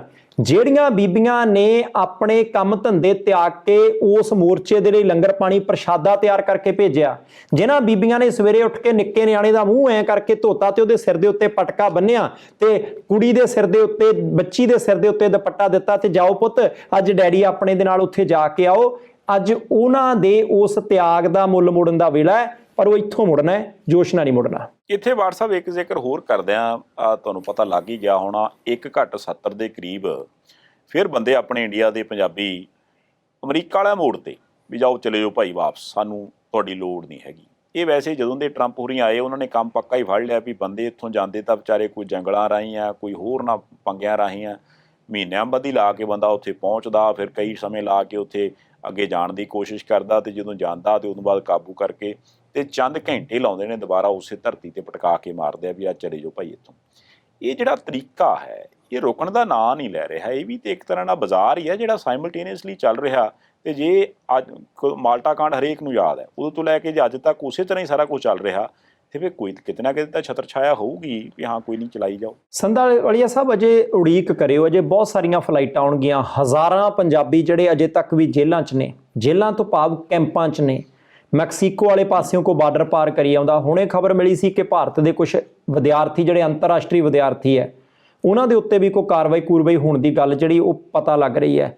ਦੇਖੋ ਸਾਡੀ ਲੀਡਰਸ਼ਿਪ ਦਾਅਵੇ ਕਰਦੀ ਹੁੰਦੀ ਹਰ 2 ਸਾਲ ਬਾਅਦ ਅਸੀਂ ਨਾ ਨਜਾਇਜ਼ ਕੰਮ ਕਰਨ ਵਾਲੇ ਏਜੰਟਾਂ ਦੇ ਉੱਤੇ ਕਾਰਵਾਈ ਕਰਨ ਲੱਗੇ ਹਾਂ, ਅਸੀਂ ਨਾ ਉਹਨਾਂ ਨੂੰ ਸਲੰਸ ਕਹਿਤਾ ਕਿ ਤੁਹਾਨੂੰ ਲੈਣਾ ਪਊਗਾ, ਤੁਹਾਨੂੰ ਪਰਮਿਟ ਲੈਣਾ ਪਊਗਾ, ਅਸੀਂ ਨਾ ਉਹਨਾਂ ਨੂੰ ਨੰਬਰ ਦੇ ਦਿੱਤੇ, ਅਸੀਂ ਨਾ ਚੰਗੇ ਏਜੰਟਾਂ ਦੀ ਲਿਸਟ ਜਿਹੜੀ ਹੈ ਵੈਬਸਾਈਟ ਦੇ ਉੱਤੇ ਜਿਹੜੀ ਉਹ ਪਾਤੀ ਹੈ। ਉਹ ਭਾਈ ਪਾ ਤਾਂ ਦਿੱਤੀ ਹੈ, ਪਰ ਏਜੰਟਾਂ ਦੀ ਲਿਸਟ ਪਾਉਣ ਨਾਲ ਕੀ ਹੋਊਗਾ? ਸੰਧਾਲੀਆ ਸਾਹਿਬ ਇਹ ਸਾਰੀ ਗੱਲ ਬਹੁਤ ਘੋਖ ਪੜਤਾਲ ਦਾ ਵਿਸ਼ਾ ਹੈ। 50-50 ਲੱਖ ਲਾ ਕੇ ਗਏ ਸੀ ਮੁੰਡੇ, ਜਦੋਂ ਏਅਰਪੋਰਟ ਤੋਂ ਬਾਹਰ ਨਿਕਲੇ ਚਿਹਰੇ ਦੇਖਣ ਵਾਲੇ ਸੀ ਉਹਨਾਂ ਦੇ, ਕਿੱਦਾਂ ਉਤਰੇ ਹੋਏ ਸੀ। ਗਏ ਤਾਂ ਇਸ ਕਰਕੇ ਸੀ ਕਿ ਭਾਈ ਟੱਬਰ ਦਾ ਕੋਈ ਮਾੜਾ ਮੋਟਾ ਵਿੱਤੀ ਤੌਰ ਦੇ ਉੱਤੇ ਜਿਹੜਾ ਕਵਾੜਾ ਜਿਹਾ ਹੋਇਆ ਉਹ ਠੀਕ ਕਰ ਦਾਂਗੇ। ਕੋਈ ਗਹਿਣੇ ਵੇਚ ਕੇ ਗਿਆ, ਕੋਈ ਕਰਜ਼ਾ ਚੱਕ ਕੇ ਗਿਆ। ਪਰ ਜੇ ਅਜੇ ਤੱਕ ਵੀ ਸਾਡੇ ਸਿਆਸੀ ਪਾਰਟੀਆਂ ਨੂੰ, ਲੀਡਰਾਂ ਨੂੰ ਇਹ ਪਤਾ ਨਹੀਂ ਲੱਗਦਾ ਕਿ ਭਾਈ ਇਹ ਮਜਬੂਰੀ ਦੇ ਮਾਰੇ ਕਿਉਂ ਆ, ਇਹਨਾਂ ਨੂੰ ਕੰਮ ਧੰਦਾ ਤੁਸੀਂ ਇੱਥੇ ਕਿਉਂ ਨਹੀਂ ਦੇ ਸਕਦੇ? ਇਹਨਾਂ ਦਾ ਕਿਹੜਾ ਜੀ ਨਹੀਂ ਕਰਦਾ ਕਿ ਘਰ ਦੇ ਵਿੱਚ ਜਿਹੜੇ ਬਜ਼ੁਰਗ ਮਾਂ-ਬਾਪ, ਦਾਦਾ-ਦਾਦੀ, ਨਾਨਾ-ਨਾਨੀ ਬੈਠੇ ਆ, ਇਹਨਾਂ ਦਾ ਜੀ ਨਹੀਂ ਕਰਦਾ ਕਿ ਅੱਧੀ ਰਾਤ ਨੂੰ ਜਿਹਨਾਂ ਨੂੰ ਖੰਘ ਆਵੇ ਤਾਂ ਅਸੀਂ ਪਾਣੀ ਦਾ ਗਲਾਸ ਮੂਹਰੇ ਹੋ ਕੇ ਫੜਾਈਏ? ਕਰਦਾ ਹੈ। ਪਰ ਇਹ ਮਜਬੂਰੀਆਂ ਕਾਹਦੀਆਂ, ਕਿਉਂ ਪੈਦਾ ਕੀਤੀਆਂ ਹੋਈਆਂ, ਹਾਲਾਤ ਲੀਡਰ ਦਰੁਸਤ ਕਿਉਂ ਨਹੀਂ ਕਰਦੇ? ਜਵਾਬ ਤਾਂ ਮੰਗਣਾ ਪਊਗਾ। ਬਿਲਕੁਲ ਸਹੀ। ਸੋ ਇਹ ਸਾਰੀਆਂ ਚੀਜ਼ਾਂ ਘੁੰਮ ਫਿਰ ਕੇ ਆਪਸ ਦੇ ਵਿੱਚ ਜੁੜਦੀਆਂ ਨੇ, ਤੇ ਜੁੜਦੀਆਂ ਉੱਥੇ ਜਾ ਕੇ ਆ ਜਿੱਥੇ ਇਹ ਗੱਲ ਕਹੀ ਜਾਂਦੀ ਆ ਕਿ ਵੀ ਜਿਹੜਾ ਵੋਟ ਤੰਤਰ ਹੈ ਉਹਨੂੰ ਬਾਜ਼ਾਰ ਨਾਲ ਲਿੰਕ ਕਰਕੇ ਹਰ ਬੰਦਾ ਆਪਣਾ ਘਾਟਾ ਵਾਧਾ ਦੇਖਦਾ ਹੈ। ਜੇ ਲੀਡਰ ਦੇਖ ਸਕਦੇ ਨੇ, ਵਪਾਰੀ ਦੇਖ ਸਕਦੇ ਨੇ, ਕਾਰਪੋਰੇਟ ਹਾਊਸਿਸ ਦੇਖ ਸਕਦੇ ਨੇ, ਉਹ ਹਰ ਬੰਦਾ ਦੇਖ ਸਕਦਾ ਵੀ ਮੈਂ ਕਿੰਨੇ ਲਾਏ ਤੇ ਮੈਨੂੰ ਕਿੰਨੇ ਦਾ ਮੁਨਾਫਾ ਹੋਇਆ। ਤੇ ਫਿਰ ਪੰਜਾਬੀਆਂ ਨੂੰ, ਕਿਸਾਨਾਂ ਨੂੰ, ਉਹਨਾਂ ਨੂੰ ਵੀ ਆਪਣੇ ਕੋਲ ਬੈਠ ਕੇ ਇੱਕ ਤਰ੍ਹਾਂ ਨਾਲ ਉਹ ਡੈਰੀ ਲਾ ਕੇ ਸੋਚਣਾ ਪਊਗਾ ਕਿ ਨਿਰਾਪੁਰਾ ਆਪਾਂ ਨੂੰ ਫਸਲਾਂ ਦੇ ਘੱਟ ਭਾਅ ਜਾਂ ਹੋਰਨਾਂ ਥਾਵਾਂ ਦੇ ਉੱਪਰ ਮੁਸ਼ਕਲਾਂ ਨਹੀਂ ਆਉਂਦੀਆਂ। ਕੁਝ ਗੱਲਾਂ ਇਹੋ ਜਿਹੀਆਂ ਤੇ ਨਹੀਂ ਜਿਹੜੀਆਂ ਸਾਡੇ ਵਾਲੇ ਪੱਖ ਤੋਂ ਕਰਨ ਦੀ ਲੋੜ ਹੈ। ਕੋਈ ਸਹੀ ਵੋਟ ਪਾਉਣ ਦੀ ਲੋੜ ਹੈ, ਕਿਸੇ ਨੂੰ ਵਿਗਾੜ ਨਾ ਪਾਉਣ ਦੀ ਲੋੜ ਹੈ। ਜੇ ਕੋਈ ਪਿੰਡ ਦੇ ਵਿੱਚ ਇੱਧਰ ਉੱਧਰ ਮਾੜੇ ਮੋੜ ਝਗੜੇ 'ਚ ਅਸੀਂ ਵੰਡੇ ਗਏ ਹਾਂ, ਉਸ ਝਗੜੇ ਨੂੰ ਮੁਕਾ ਕੇ ਇਕੱਠੇ ਹੋਣ ਦੀ ਲੋੜ ਹੈ, ਏਕਤਾ ਦੇ ਸੂਤਰ 'ਚ ਬੱਝਣ ਦੀ ਲੋੜ ਹੈ। ਉਹਨਾਂ ਚੀਜ਼ਾਂ ਦਾ ਵੀ ਜੇ ਆਪਾਂ ਵਿਚਾਰ ਕਰਕੇ ਡੈਰੀ ਤੇ ਹਿਸਾਬ ਕਿਤਾਬ ਲਾ ਲਈਏ ਤੇ ਮਸਲਾ ਕਿਤੇ ਨਾ ਕਿਤੇ ਬਰਾਬਰ ਹੋ ਸਕਦਾ। ਬਾਠ ਸਾਹਿਬ ਵੇਲਾ ਮੁੱਕ ਗਿਆ, ਜੇ ਜਾਂਦੇ ਜਾਂਦੇ ਜੇ ਕੁਝ ਕਹਿਣਾ ਤੇ ਕਹਿ ਲਓ, ਨਹੀਂ ਤੇ ਫਿਰ ਜਾਗਰ ਤੇ ਭੇਡ ਦੀ ਉਹਨਾਂ ਨਾਲ ਹੀ ਤੁਸੀਂ ਭੇਜਣੀ। ਨਹੀਂ ਇਦਾਂ ਦੀ ਗੱਲ ਕੋਈ ਨਹੀਂ, ਮੈਂ ਭਾ ਦੇ ਲਈ ਸਾਰਾ ਕੁਝ ਭੇਜੂ, ਆਪ ਲੈ ਕੇ ਆਉਂਗਾ, ਘਬਰਾਉਣਾ ਨਹੀਂ। ਪਰ ਇੱਕ ਬੇਨਤੀ ਕਰਦੇ ਹਾਂ ਕਿ ਹੁਣ ਤੋਂ ਥੋੜੇ ਮਿੰਟਾਂ ਦੇ ਬਾਅਦ ਤੁਸੀਂ ਪ੍ਰਾਈਮ ਏਸ਼ੀਆ ਟੀਵੀ ਦੇ YouTube ਚੈਨਲ ਦੇ ਉੱਤੇ ਤੇ ਟੀਵੀ ਚੈਨਲ ਦੇ ਉੱਤੇ, ਹੁਣ ਤੋਂ ਥੋੜੇ ਮਿੰਟਾਂ ਦੇ ਬਾਅਦ, ਇਹ ਬ੍ਰਿਟਿਸ਼ ਕੋਲੰਬੀਆ ਕੈਨੇਡਾ ਦਾ ਇੱਕ ਸੂਬਾ ਹੈ ਜਿੱਥੇ ਪੰਜਾਬੀਆਂ ਦੀ ਭਰਮੀ ਵਸੋਂ ਹੈ। ਵਿਧਾਨ ਸਭਾ ਚੋਣਾਂ ਦੇ ਲਈ ਗਿਣਤੀ ਸ਼ੁਰੂ ਹੋ ਜਾਣੀ ਹੈ। 2-3 ਮਿੰਟਾਂ ਦੇ ਬਾਅਦ ਵੋਟਾਂ ਪੈਣ ਦੀ ਪ੍ਰਕਿਰਿਆ ਬੰਦ ਹੋਣ ਵਾਲੀ ਹੈ। ਬਹੁਤ ਸਾਰੇ ਪੰਜਾਬੀ ਕੈਂਡੀਡੇਟ ਖੜੇ ਨੇ, ਕਈ ਮੰਤਰੀ ਖੜੇ ਨੇ ਪੰਜਾਬੀ ਮੂਲ ਦੇ, ਕਈ ਵਿਧਾਇਕ ਖੜੇ ਨੇ, ਕਈ ਪਹਿਲੀ ਵਾਰ ਕਿਸਮਤ ਅਜ਼ਮਾ ਰਹੇ ਆ। ਕਿਹਦੀ ਬਣਦੀ ਹੈ ਸਰਕਾਰ, ਕੌਣ ਜਿੱਤਦਾ ਹੈ? ਕਿਉਂਕਿ ਪ੍ਰਭਾਵ ਸਾਰਿਆਂ ਤੇ ਪੈਣਾ ਹੈ। ਉਹਨਾਂ ਦੀਆਂ ਪਾਲਿਸੀਜ਼ ਕੀ ਹੋਣਗੀਆਂ, ਬੰਦਿਆਂ ਮੰਗਾਉਣ ਦੇ ਲਈ ਬਾਹਰੋਂ ਨਰਮ ਹੋਣਗੇ ਜਾਂ ਸਖਤ ਹੋਣਗੇ, ਸਾਰਾ ਕੁਝ ਦੱਸਾਂਗੇ। ਤੇ ਥੋੜੇ ਮਿੰਟਾਂ ਦੇ ਬਾਅਦ ਮੈਂ ਬਸ ਕੋਟ ਕਾਰਡ ਬਦਲ ਕੇ ਆਇਆ ਤੇ ਭਾ ਗੁਰਪ੍ਰੀਤ ਨੂੰ ਆਪਾਂ ਛੁੱਟੀਆਂ ਦਿੰਦੇ ਹਾਂ। ਸ਼ੁਕਰੀਆ ਜੀ।